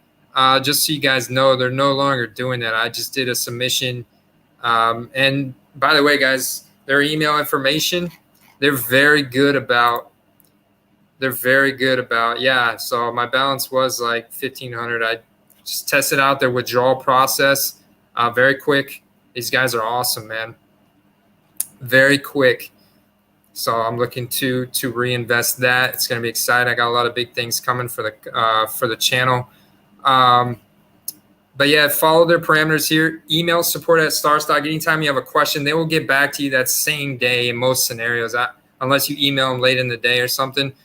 These guys are tremendous, man, with communication, customer service, fantastic. So I think Cooper Cup has not gone crazy yet, but is also not at the bottom like some of these other guys are. It's kind of in that mid-tier price range category now. Certainly way out. What your budget is. I kind of like to look at it almost like I'm playing poker. I don't want to use all my bankroll on one guy or one card. I mean, even if it's Patrick Mahomes right now, Patrick Mahomes' prices are so high. I mean, like it's very hard for that card to keep going up. He's got an MVP championship. He's got to get the whole 9 yards, in my opinion. To LNM, let me go back to the comments. Dwayne has. I think Jimmy G is undervalued. He's going to have another good week. Yeah, Jimmy G didn't have such a good week. Game and got week 1, man. He got George Kittle hurt, dude. He got George Kittle hurt, and he needs to stop doing that, man. Stop hurting the best tight end in the NFL next to Travis Kelce. I have a rough one. It's changed. I was going live Thursday nights, L&M. This last week I did Wednesday night. I'm going to officially do a live every Wednesday night at 9 p.m. Every week, and that may be solo. I may have a guest. Last week I had Brian Kingsley, who's very active in the community, supporting all of our channels. Awesome, great guy. We had a really fun interview. I was trying to get him to give me some of his hair, and no, he's got a really good collection. And I want to do a live stream on the weekends where I did the one tonight, so I'm excited you guys joined. But tomorrow morning, it's hard for me because I have kids. So at night is very easy for me to spend a lot of time doing this stuff, which is a lot of fun, and we get to really focus in on it. So I think I'm going to continue doing one Wednesday night and Saturday night as well. Definitely Wednesday night, Saturday night, most weekends. What do you think would be a good price to buy a John U. Smith or TJ Hawkins LM? There you go, Gaming God. All right. John U. Smith, we didn't really. So, Chrome tab, while you guys are here and you guys are enjoying this, you're having fun, let's look. Let's just look, okay? I'm telling you, because we can find some John U. Smiths on here. And that's a guy I feel very comfortable investing in right now, because he's got a lot of inventory available. Look, here's a optic, 50 cents to $1. You're not going to pay more than $1. You can a variety of sellers. So you find cards that you like at Burbank, other cards that you're targeting, you can hit them. Birmingham, that's that guy, Paul McCarthy from Alabaster, Alabama. Great guy. Minimum order 25, 11 at 69 cents. Can't go wrong. A lot of times these guys give you volume discounts too. So John U. Smith, target the raw cards. Here's new, 4 for $1. That's fine. You know, so there's tons of tremendous opportunities there on the optic.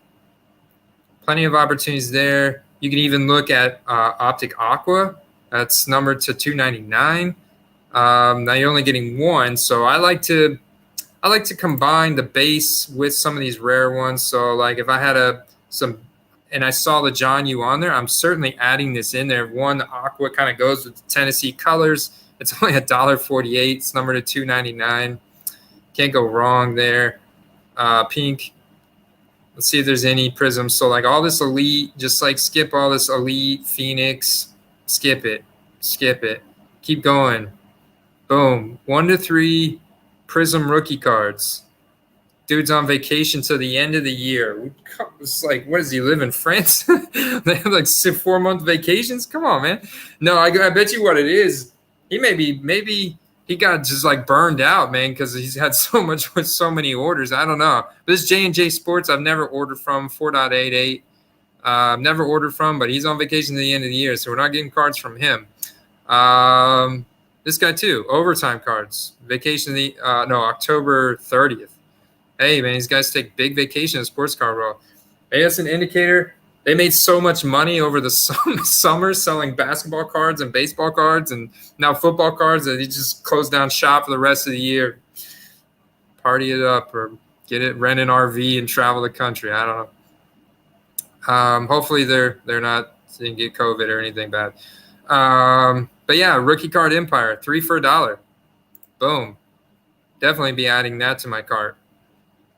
Prisms Disco, 2 for $1.25. Yes, please. Prisms Green, 1 for $1.47. Yes, please. So we and you know, looking at this, you're like, okay, this sounds great, but let's look at what John U. Smith is on COMC. There's no demand on him there yet. Then you could just go straight to COMC. I would be doing both, and I'd be sending to Star Stock, but that's why I do both, because I originally didn't. There was no Star Stock when I started, and I didn't start till March of this year, right? Pretty much when COVID happened. Tom Brady signed with the Bucks. You know, my buddy Brad, the Comeback Card Investor, another great channel, solid investment advice, got me into it, and I started a COMC account. Put a few $100s in here, and I'm still selling cards, and every time I sell cards I get money, I go buy more, so yeah, 9 from 275, still making money from the Beckett, so that's a good sign, always a good sign. 2017 Panini Prism, which is always like your number one, so you want to, like the Panini Prism's pretty much the gold standard in the sports card world. Silver Prism, wow, where's the base Prism? Sold out. So we're gonna make sure to go over here and include sold out.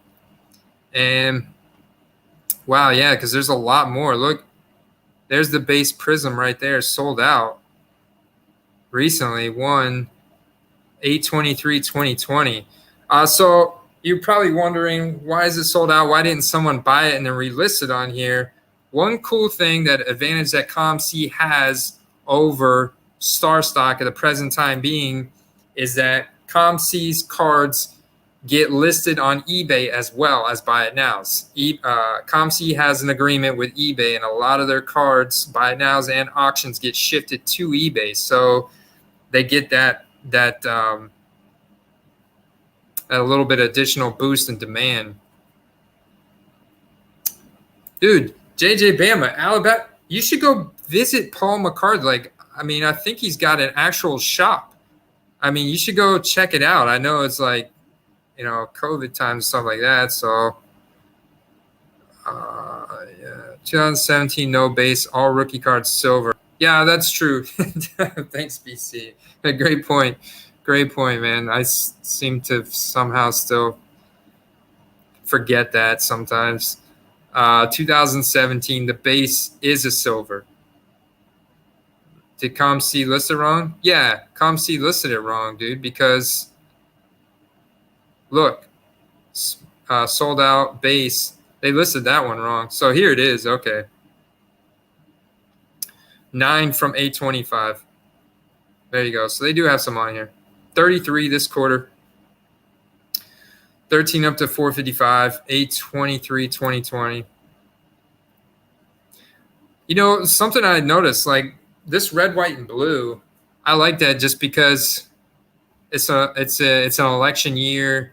The election's coming up. Red, white, and blue.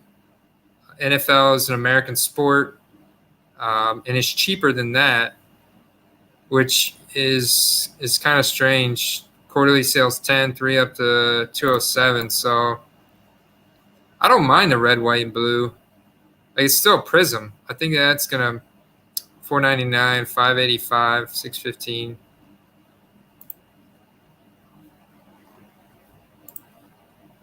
I'm gonna make this guy an offer on that.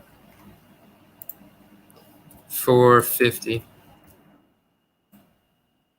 Oh, $4.70. Well, it's like, okay, 29 cents. I'll just buy it now if I have. Yeah, just purchase it now. And then I look at what the other ones are trading. Typically, when I target cards on here, I want to buy out all of them. So I buy these other 3 as well. So I control the supply and demand. But my store credit is pretty low right now.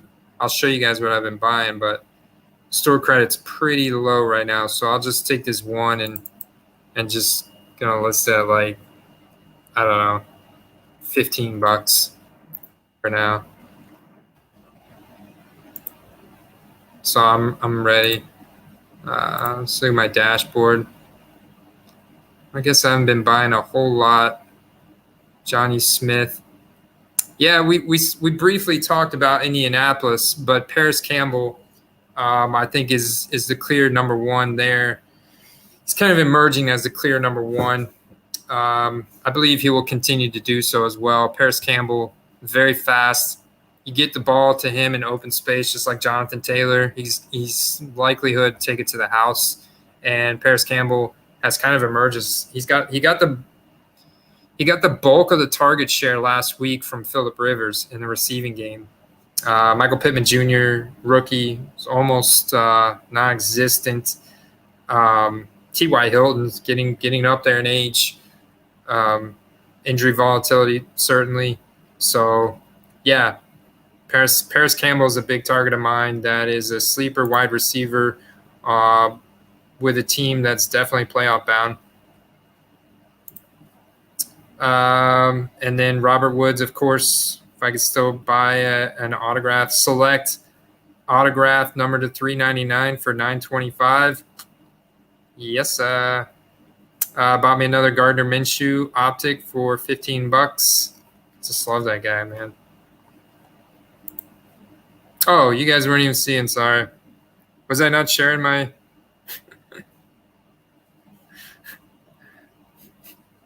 All right, wasn't sharing my screen, I guess. Um, how do you know where to price your cards at? Well, I just look at the current market value, gaming guide. So I go to ComC, Star Stock, because those are whatever platform you're selling your card on. If it's eBay, then go to eBay. But look at what other people are selling the card at, the same card, the closest comparable. Um, and then if you think that player is going to break out, then price it a little bit higher so you're ready, you know. But then see how the market reacts. That's why one thing I do love about Star Stock and ComC, you can get offers. I guess eBay too, you can get offers and kind of react and see what people are offering, how the market's reacting. And if you have a bunch of them, that's why I only list one at a time. So somebody buys it, then you can see how they react to it. And if once they buy that, then you just increase your next one by a few more dollars, $4 or $5 more, and see if they react to that. And that's what I've kind of done with Star Stock. The first week of the NFL, I had so many sales like the week prior, and then the week of the first week leading up to the first weekend games, and so I kept increasing my prices. I kept trickling out cards, kept increasing prices. Well, this past week I haven't had any sales, hardly any sale. I mean, I'll show you guys, but I don't know if I've had. It's been very few, and I think that's because I just kept increasing my prices. And what happened was I got to a point where the mainstream consumer, a combination of them getting more informed, and them just like not wanting to pay that much for a raw rookie card, even if it is on a really cool platform like Star Stock. So I've been getting a ton of offers still. I sold a Devon. My last sale was $9.15. That's 4 days ago, dude. But I sold a Bowman Chrome Devontae Adams for $30, and that same day, Josh Allen base paper Donruss for $30. Okay, I do have that. So Nick Chubb, $9.15 for $15 base paper. Oh no, that's the optic. Drew Lock, $17.99. $9.14, $4.50 in the base paper. So been getting a lot of offers. Like I'm down to 77. I just did a huge submission to him Friday. I sold a bunch of cards. So like example, my Derrick Henry, I've got an offer at $60. So, you know, I could take that. I could take that right now. You know, I paid 30 for this one. So it's like, it's okay, but I believe in Derrick Henry long term. I don't mind holding it. Like I feel like 75 for Derrick Henry. The guy's an absolute beast. These ones I feel a little bit better for. I paid $5 for these optic Derrick Henrys, and I've got it listed for 30, and they want 22. Like the best offer is $22.50. Okay. These Tyreek Hills actually, I could accept this $18 offer because I've got a lot more of these in the system. I'll actually click on him because I've made a bunch of money on this specific card. Yeah, I've got 4 more in the system behind this one.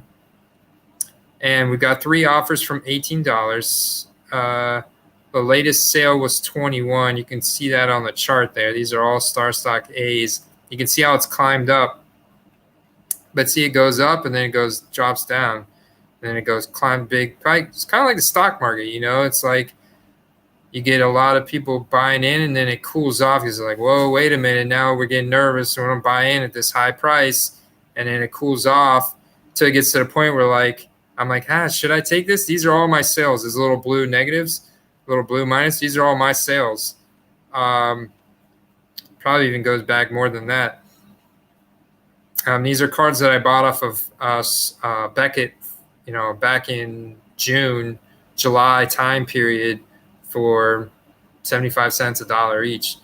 The 19, 17, 20, 22.50, 24. So now I'm getting to that point where the market's asking for a correction. It's asking by not buying to go back down to basically this $18 level.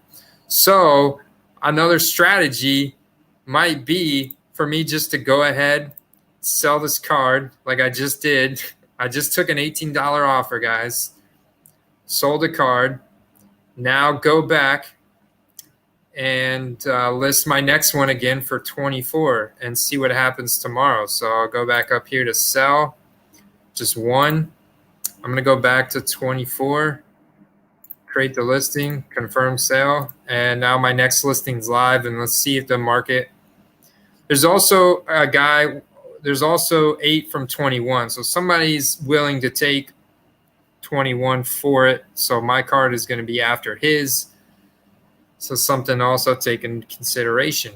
Maybe I should be putting mine at 21. The market's now corrected itself, which is probably right. So hey, you're right.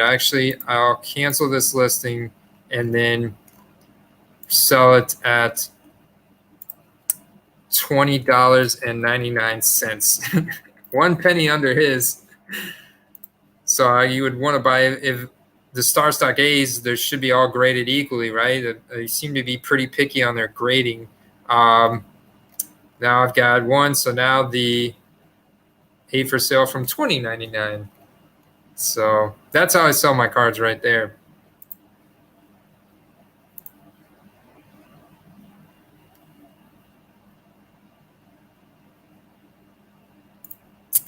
Eldon Bros say, do I buy a couple Johnny Smith Prism RCs for $5? Yeah. Yeah. What platform are you buying them on? But yeah, they are silver. $5. Yeah, it's fine to me. I came out with one of my videos and said that if it's a starting tight end one, running back one, wide receiver one on an NFL team, and they're a starting player and they have pretty decent fantasy projections. They've had pretty decent performances. Their athletic profile looks good, and they've got a premium rookie card. When I say premium, we're talking Prism, Optic, Select, and it's under $10. That's a buy in my book, in my eyes. And I think that in a tight end scenario, you could even say that $5 threshold. So yeah, I'd feel confident in that, dude.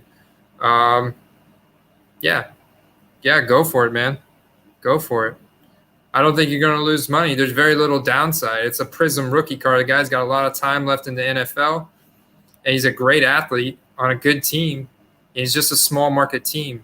If John U. Smith played for the Patriots or the Steelers or the Rams or the Seahawks or these others, he'd be tearing it up. His rookie cards would be a lot more expensive. So. Oh, you know what? Let me see something real quick, guys. So yeah, let me share my Excels I sent out to everybody that's on my. So Ellen Ambrose, go to my website, thefantasyfootballcardquest.squarespace.com, and just give me your social security number, your date of birth, your home mailing address. Oh, don't forget your bank account and your routing number. I'm just joking, bro. But do go to my website, and it's just your email address. That's all I need. Your email address. I'll put you on my email newsletter, and that'll give you access also to the Google Sheets that I put together from Player Profiler using their analytics on athletic profiles. And that's basically what I'm going to pull up right now.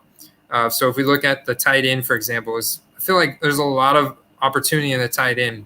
So I extract the data from their website. I put it into a Google Sheet. I've shared it.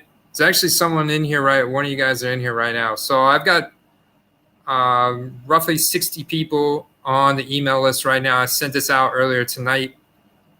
What I'm going to do is go in here and add in columns that link to their rookie cards, eBay, ComC, Beckett. I want to add in In previous sheets, I've added in their Vegas odds. I've added in their social media following for quarterbacks. It's just a way that we can come in here and we could sort. So if you want to sort them by rank, you go sort by A to Z using those little 3 tabs at the top of the column. Then we can look at the rank: Travis Kelce, Kittle, Andrews, Ertz. Ertz is another guy that I know his rookie cards have gone up. You could also target Dallas Goedert there, Darren Waller. And what it's going to do is give you their team the fantasy projections, strength of schedule. It's a good indicator. And then we got average draft. But these are current. These are just basic fantasy projections as of right now from Player Profiler.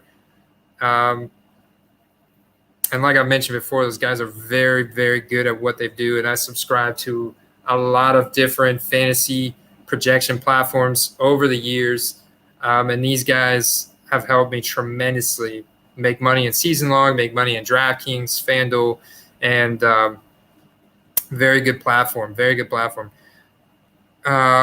So, yeah, Noah Fant's another guy. Evan Ingram, I like him. He's just very fragile. I'm nervous he's going to get hurt every time he gets on the field. Kind of same thing with Hunter Henry, although I have invested in some Hunter Henry. Very cheap from Beckett, of course. Higbee, I like. Hawkinson. Curious to see if there's any deals on Hawkinson left out there. Definitely am bullish on him. But you get down here, even just number 15, Logan Thomas. And we know there's a tremendous amount of opportunity on Logan Thomas, Austin Hooper, Jonnu Smith, Dallas Goedert, Chris Herndon. And, yeah, I mean, just in that category, just in this right here. And then if you want to keep reaching, CJ Uzomah, man, that beautiful touchdown pass from Burrow Thursday night, but then he freaking got hurt real bad and he'd be done for the season. So OJ Howard, though. OJ Howard down here. Ian Thomas, the guy, Hayden Hurst, we mentioned. So, yeah, I'll go through here and highlight. I'm going to add in a few columns. I want to do an early release. Oh, look, someone else popped in. Anonymous Shrew.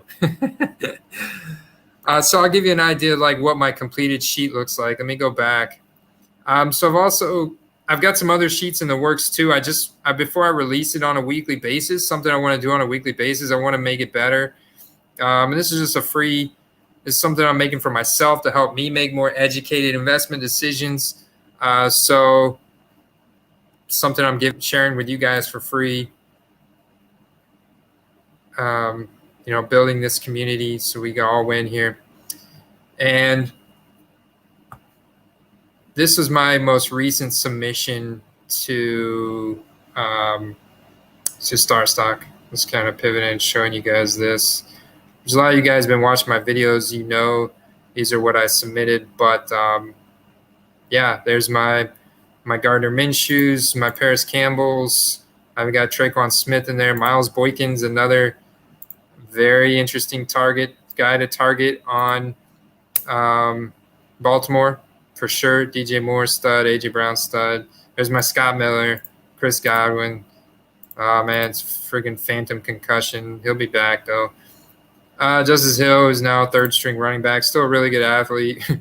Kareem Hunt, great situation there. Cooper Kupp. Marlon Mack's done for the year. Or maybe not for the year, but he's out for a while. There's my OJ.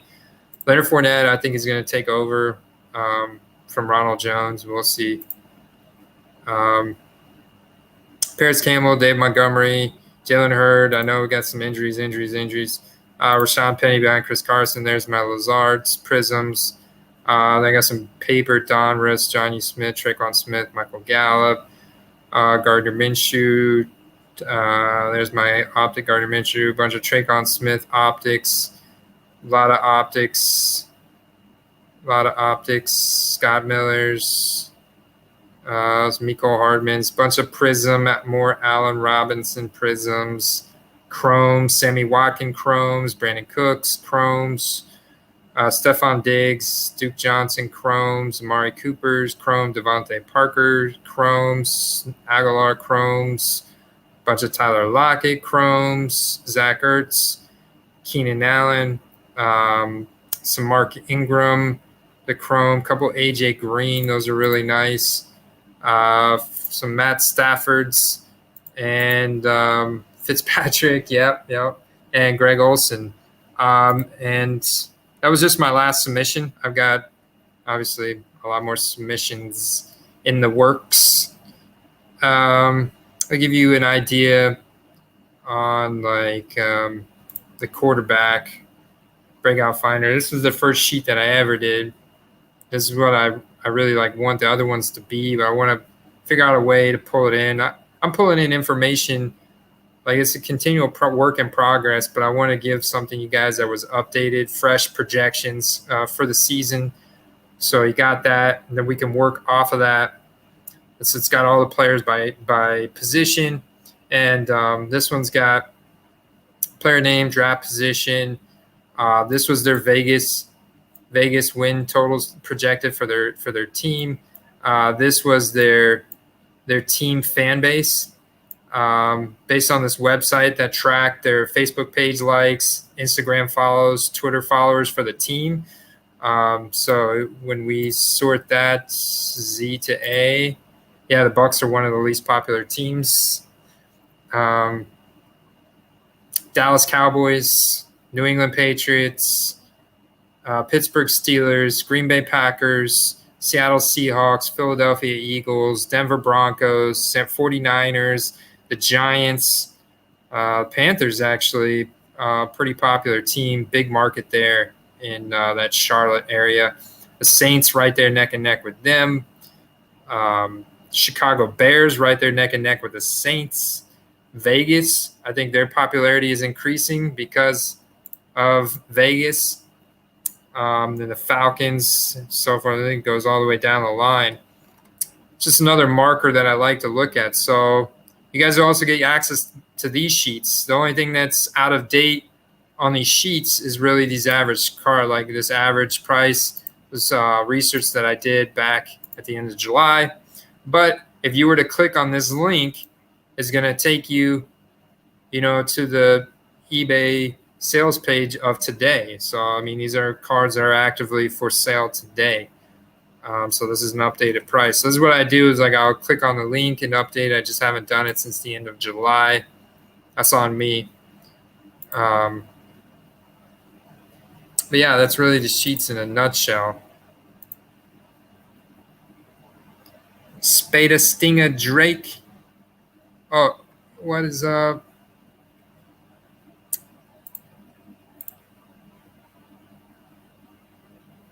La Rams, what's up, man? What's up, dude? What site did we go to? Oh, I was going to Google Sheets. If you go to the fantasyfootballcardquest.squarespace.com and just scroll down to the home page, you can sign up for my email newsletter. And also, when you do that, it'll bring you up to the thank you page, and you'll get access to these the 3 original sheets that I built. And the email that I just sent out earlier tonight will have links to the new ones. And that'll also get you added. Yeah.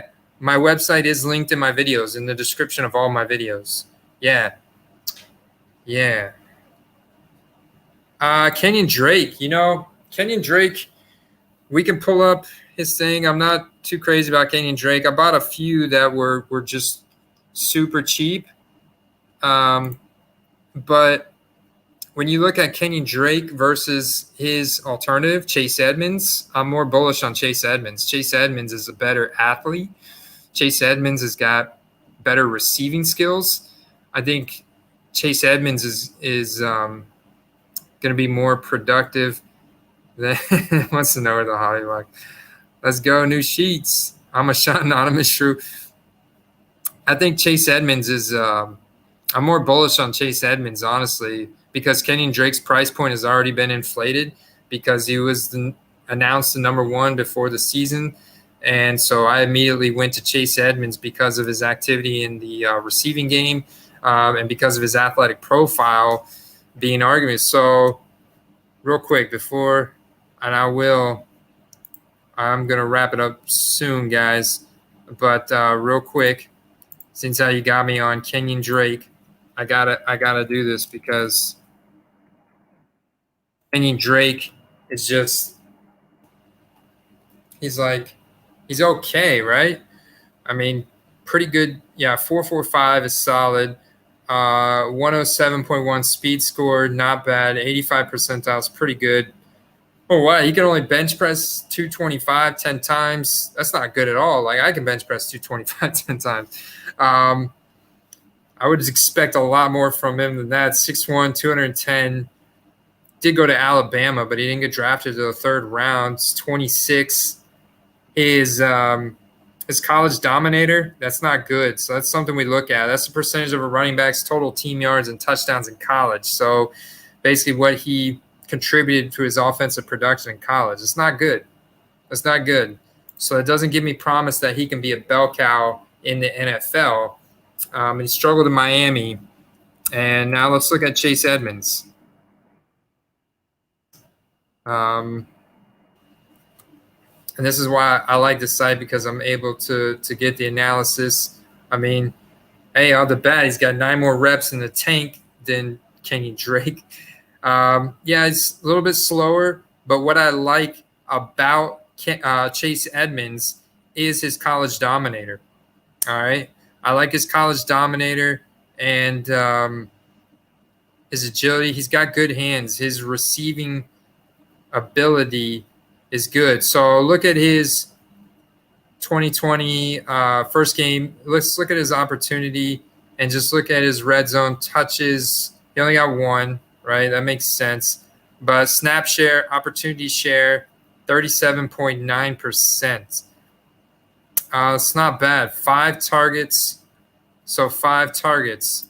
That's solid. Then we go back to Kenyon Drake real quick and look at Kenyon Drake's opportunity. Oh, let me better plug in my computer real quick. Hold on, guys.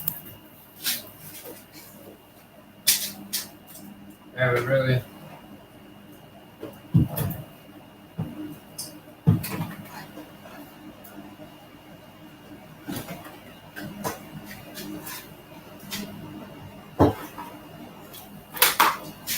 So,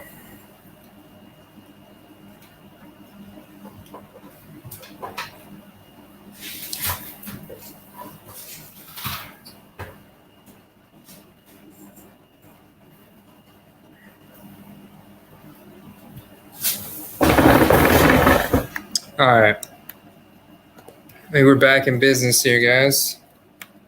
I'm expecting the laptop to die here. There we go. All right. Yeah, Kenyon Drake only got 2 targets, similar opportunity share, but it's like he got more run plays, but he still only got 1 red zone touches. So it's 50-50. And his productivity, he's getting less receiving yards than Chase Edmonds. So it's when you look at that, it's almost like a 50-50 split. Chase Edmonds is going to be a lot more involved than people thought. And from his price point, I'd rather go with Chase Edmonds. If you could get a prism or a pink prism, which do you choose? I choose a base prism. Obviously, that's going to be the most liquidatable. It depends on which player it is, though. I've got a pink prism of OJ Howard that I got for a very good price. I'll take that because it's got a lot of personal collection value to me, and I'm fine with that because of the personal collection aspect there. Yes, Gaming God hobby box is right here. I did not open it up. Like Ollie, there's this dude Ollie Diets, and he's a really cool guy, and he's been around since the beginning. And he's gonna kill. He's dying for me to open this up. My daughter's bugging me to open this up too, and so is my dad. My dad never comments on any of my videos, and he's actually reached out to me to tell me to open this up because he wants to see what if I can what type of value I can get out of here from the individual cards. I know that it's very mixed. My plan is to open it up. I just haven't done it. I really am trying to figure out the best time to do it. And my favorite investment out of everyone right now. Wow. Man, that's a tough one, dude. That's a really tough question. That's kind of why I diversify a little bit, because there is an injury volatility there in any player. My favorite investment out of anybody is got to be Gardner Minshew, honestly, out of any player, just because small market team in Jacksonville, underdogs pretty much every game they go into this year. But he's an incredible athlete, and from a quarterback, quarterbacks garner the highest value within the sports card market. So from that aspect, and me being able to get his optic or his prism, his optic's still under $20, and his prism under, I haven't looked it up because I'm sold mine at 50. Actually, I was kind of sad to see it go, but it's gonna be my favorite investment. Like, if I had to consider who is like favorite from an investment standpoint, like profit that I could potentially make, looking at guys like Tyler Lockett, and then talking about other wide receivers like Paris Campbell. Very excited about those guys, and some of these tight ends we mentioned, Logan Thomas. Very excited about their future here this season.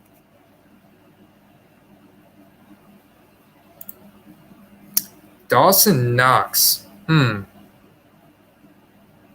Dawson Knox. It's a good question. Dawson Knox. Dawson Knox. Hey, he's the tight end in Buffalo, huh? Ole Miss. Solid. I'm not, Blake Jarwin. Oh, man, Blake Jarwin just got knocked out for the season. The only thing I don't like about this win is I see it maybe having some production between the 20s, but Josh Allen's not that accurate of a passer. Josh Allen, when he gets in the red zone, it terrifies him, dude. That guy airmails people, and that's why you see Josh Allen run it into the end zone so much. Josh Allen struggles throwing the ball. He's got a very powerful arm. Don't get me wrong. I know a lot of people are big Josh Allen fans, and for good reason. He's a mobile quarterback. He's young. He's tough. He's won a lot of games. Okay, they've got a great team scenario going there, but he's more potent with his legs in the red zone than he is with his arm. That's just what the numbers say. He's not that accurate. You look at his accuracy ratings from last year, he's the bottom third of the league. Okay. And that's why when Josh Allen gets to the red zone, that's why he likes to rush it. So Dawson Knox is going to be kind of off limits for me right now. I want to see a little bit more of the season. We'll see where that goes because he is still young. See what else we got. Edmonds is a stud. Hey, what's up, Sam? There you go. Got me a Chase Edmonds fan. Yeah, Edmonds is a stud. Flex. Ooh, Anthony Miller tomorrow. Boom. Easy answer right there, Clay. I'm going Anthony Miller tomorrow. Big time. Who should my flex be? Deshaun Jackson, Malcolm Brown, or Robbie Anderson? Well, I like to put a running back in flex, but when you talk about Ingram, I mean, so they're playing the Houston Texans. You can make a case for him, although they played a lot of J.K. Dobbins, and I feel like Baltimore's tendency is going to be to run up the score. Now, if Houston keeps up with them, I feel like J.K. Dobbins is taking over that starting role there. And I feel like Baltimore is definitely going to be up on them by a couple touchdowns. I don't think they're going to be in like a pressure-packed scenario where they need the veteran Mark Ingram out there to rely on him. I think he'll get some touches here and there, maybe a couple red zone looks, so it'd be touchdown dependent. But I like the production aspect of Anthony Miller in their game tomorrow against that banged-up secondary. And but typically I would put a running back in a flex. That's why this Malcolm Brown question. Robbie Anderson, I feel like he's totally boom or bust. I wouldn't count on him tomorrow. And his production was totally hindered on that one big touchdown play that he had last weekend. And I think you're going to see DJ Moore have a more productive day tomorrow. We really don't have an alpha corner, a shutdown corner in Tampa. We got really good D-line. We've got good really good linebackers. And we've got some emerging corners, but no one that great.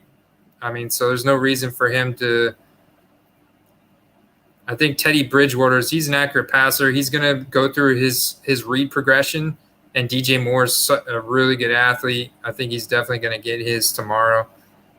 So in that scenario, not opposed to Deshaun Jackson either. He's kind of touchdown dependent. I think we see Jalen Reagor really taking a kind of dominant role there. I would kind of roll with Malcolm Brown, to be honest with you. He's the hot hand in LA right now, and Sean McVay has shown that he likes to go with the hot hand at running back. I would roll with Malcolm Brown, bro. Brad says, Robbie, it's a roll of dice, man, but hey, go for it. Oh, sorry, guys, I'm way behind. It's PPR league? Okay, it helps out his case a little bit. Kenyon Drake was behind Derrick Henry. Oh, yeah, it's hard. You're behind Derrick Henry. And pretty much everybody was behind Derrick Henry. So it was a beast, dude. Do I start Montgomery or Malcolm Brown? Malcolm Brown. Open it now in front of us. Now! Darius Slayton all the way. Yeah, I like Darius Slayton, man. Golden Tate's out. Yeah, he definitely favored Darius Slayton Monday night. I like that Darius Slayton pick. That's another guy to look at rookie card-wise. I bet you if he continues to assert his dominance there in New York, that's a pretty big market team. Cortland Sutton, is he finally going to play? This will be his first week.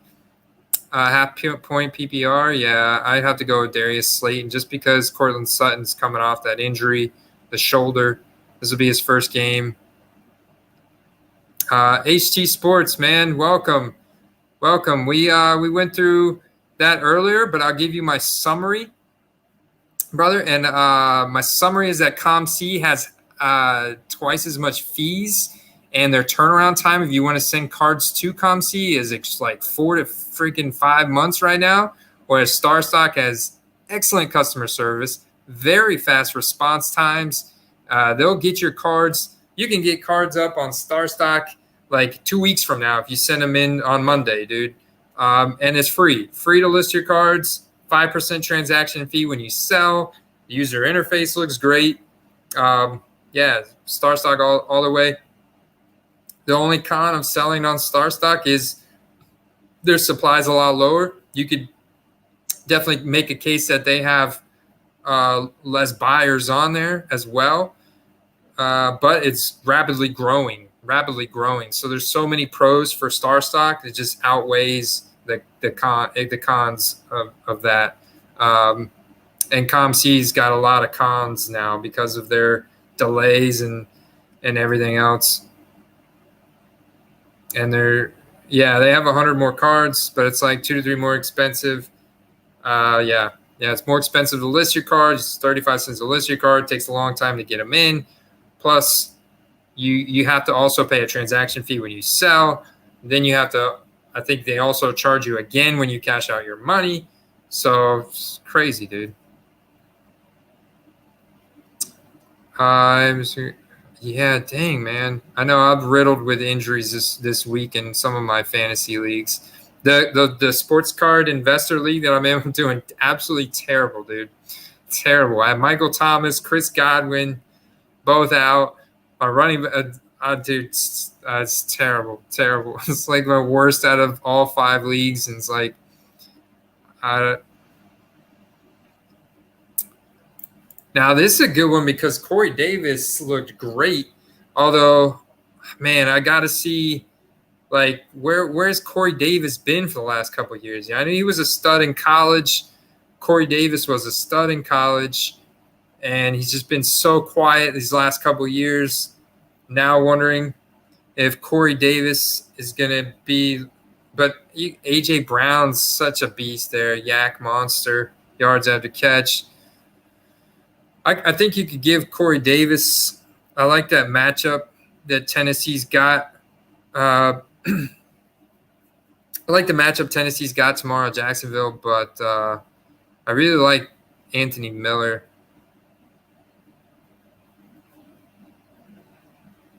Yes, on Slate and Car Dojo. Yeah, Car Dojo's crushing it in our league, so he knows about the fan. Pick up Rodrigo Blankenship as your kicker. I picked him up, and he has goggles. That's awesome, dude. I've not seen any football players wearing goggles because they have a helmet. They just put the visor on, right? I noticed ABC cards. What have you noticed from your submission as far as the card grades you received? Great question, HD Sport Cards. So StarStock is very meticulous on their grading. I've noticed a lot of cards that I thought were in really good condition that I sent them have come back with a sweet Rain Normsey. You are the man. Thank you, bro. Thank you so much. Welcome to the quest. I'm drinking a beer. Welcome. Welcome back to all you other guys. Rain Normsey was the 400 sub. AJ Brown is hurt? Oh, Corey Davis, no brainer. Corey Davis, no brainer then. Yeah, so the A, B, and C, man, I've noticed a lot more StarStock cards coming back, StarStock Bs that I thought were going to be A's. yeah. And you get A's. The StarStock A's are treated like, a lot of people speculate that the StarStock A's are disappear so fast because a lot of people think that StarStock has a very good graders that they have working in their card operations, and so the A's are more likely to get 10s. So that's another strategy if you were flipping cards like a lot of people do. Just turnaround times right now are so long with PSA and there's others that if you buy StarStock A's, maybe you're going to get more 10s. I definitely have noticed they came back at me with quite a few B's and C's, and it kind of taught me that certain sets are just harder grades. Certain sets of Prism, certain sets of Optic are harder grades. And the ones that do get StarStock A's, I'm thinking, okay, maybe they are pretty stingy on their grading, and those A's are more likely those are to be 10s. So, but yeah, with my strategy of what I've showed you guys here tonight has really paid off, like Brad said. But it still continues. Like I've showed you guys earlier tonight, there's still so many opportunities that I'm seeing right now in the football space, and we're just going into week 2.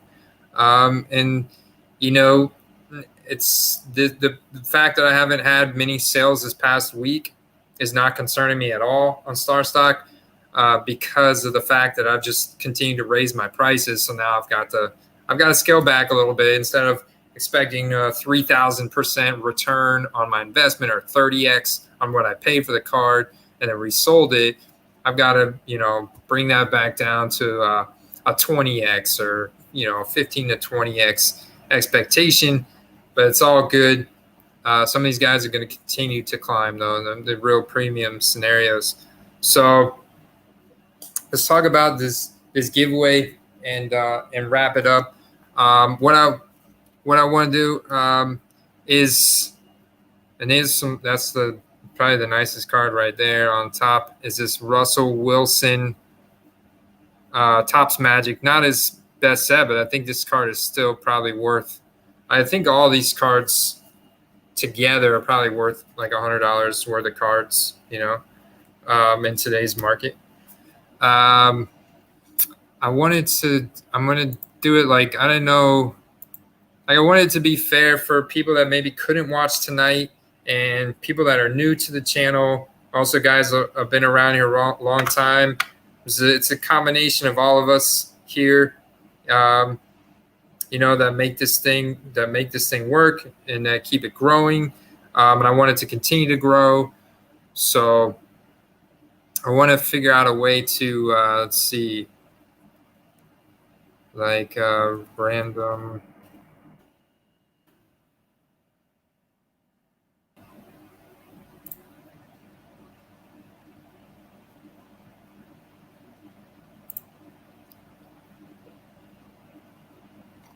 Yeah. Now the question is, I ran out of time, guys, when I had to let me do something real. I appreciate you guys being patient with me here for a second. And of course, you guys will get like I said, if you got to go, I know you got to get ready for big day tomorrow of football. I'm grabbing a list.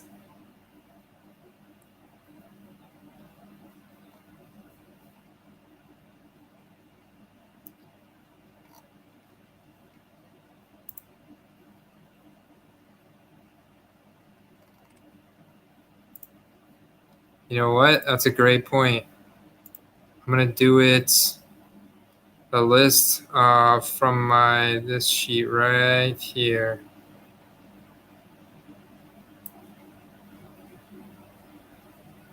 There's a couple of them that are in here twice, so let's see.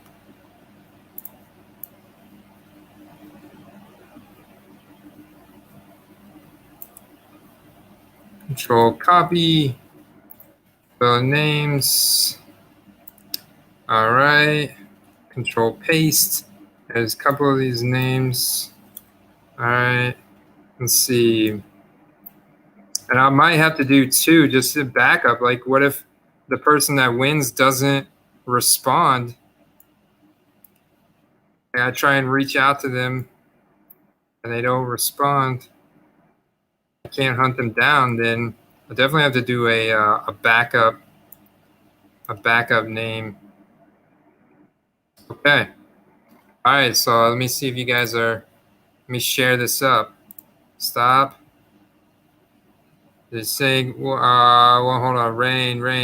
Rain. Did you subscribe, bro? I'm just making sure because Rain Normsy. Do you think I should propose a trade with Kareem Hunt and Edelman for Saquon? My dad wants to get rid of him. Yeah, man. If you can do Kareem Hunt and Edelman for Saquon, I'd do it.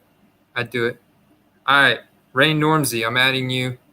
Let me make sure you're on this list then. Let me share the screen. Share the screen.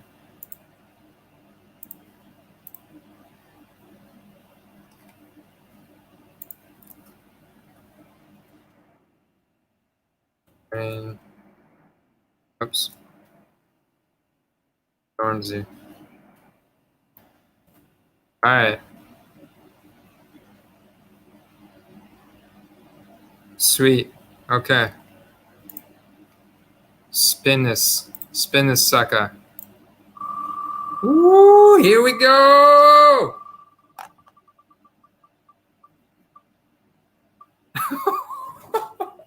Sean, that's the Card Dojo.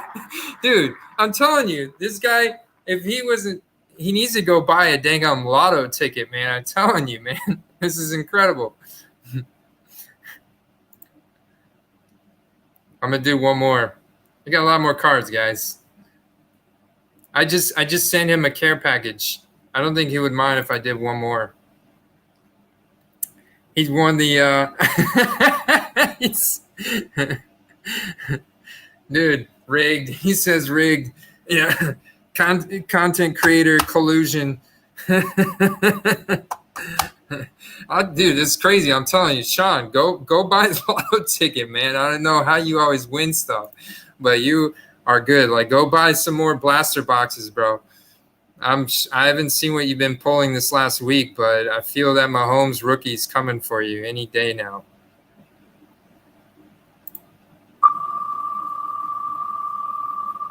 What's going on?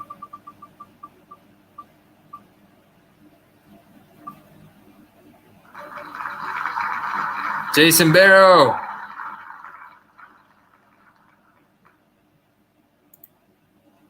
All right, one more just in case I can't get a hold of him. And if I get a hold of all three of you guys, then I'm sending you all stuff.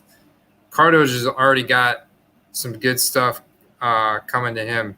I don't know why I didn't I didn't see it spin. Did you guys see it spin last time? Like it didn't. It didn't look like it spin last time to me. I'm doing one more. It's not spinning. Why are you guys seeing it spin? No, it's not spinning on your end either. It's just like making a noise. Hold on. I'm gonna refresh it.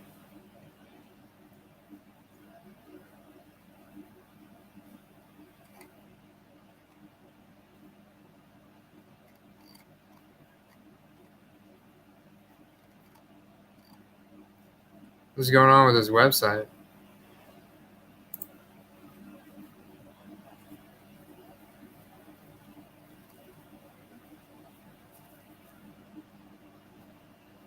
No oil? Close the ad, maybe? I'm not seeing anything now.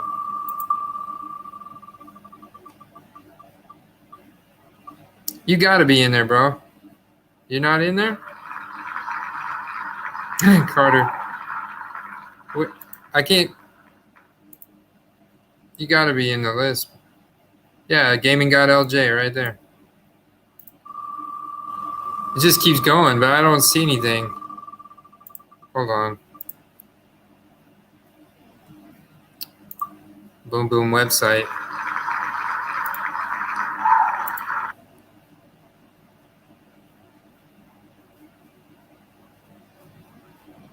It's still not working.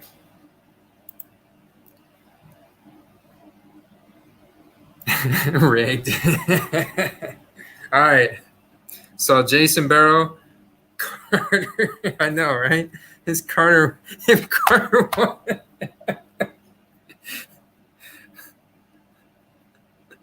Oh, that's hilarious, dude. Yeah, I don't know. I'm gonna have to do it again. You know, it's not a. It's not. It's not reloading though. I don't know what's going on with it. Wheel of names. I may have to find a better website. You know what? I'll do it again. I wanted to do it earlier in the live stream, anyways. So I'll definitely make sure to hook up. Car Dojo, you got a big hookup coming, brother. Monday. I definitely will make sure. I want to add more names to that list. I basically took all the names from my investment tool. So everybody that's on my email newsletter, and I added in Rain and a couple other people in there, basically from that entire Excel sheet. But I want to add some more names. I want to do it earlier in the. I'm just gonna have to do a video. I see the shadow of the gun to his head off screen. Yeah, is that it right there? No, that. Right there. Yeah. Carter's got, dude. He's got the TJ. He's got the TJ Watt coming to him, or the Prism rookie card.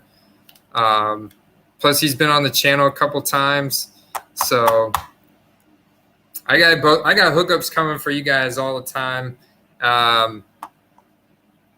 We'll do it again. I'll release. How about this? How about this? I'll do just like a quick video and announce. You know, I want to get a bigger list. I want to get a bigger list together, and obviously a more reliable selector. Maybe this one will work, but maybe I don't know what's going on with it right now, guys. I can't tell you, man. But I can't get it to reload. I can't get it to work anymore. Shuffle. It's just totally. But Jason Barrow, if you watch this, definitely hit me up, bro. I'll hook you up with these. So I'm gonna spin again. I'm gonna do it again, guys. I'm gonna do a better listed name, better selection platform, and maybe even do it involve the a question around it. I'll take the CEH profile. Oh, okay. Fair enough. Unless it's autographed and numbered to 99 or less. Good stuff, guys. I hope you guys enjoy football tomorrow. This has been a blast as usual. Thank you to you new guys joining the quest, man. Stay tuned. Hope to see you guys in that next video. We'll have another video up by Tuesday. I'm also making a short A to Z video that's about 15 minutes long. Goes through everything, my entire strategy. So whatever player you're targeting, the strategy will apply. And I'll see you guys around, man. Enjoy football tomorrow. It's going to be a blast. Yeah, I know. My team looks terrible in the Card Investor Fantasy League. Let's go. All right, guys. Thanks for digging in with me. I'll see you guys next time. Peace. Crazy. That stinking selector, man, was terrible.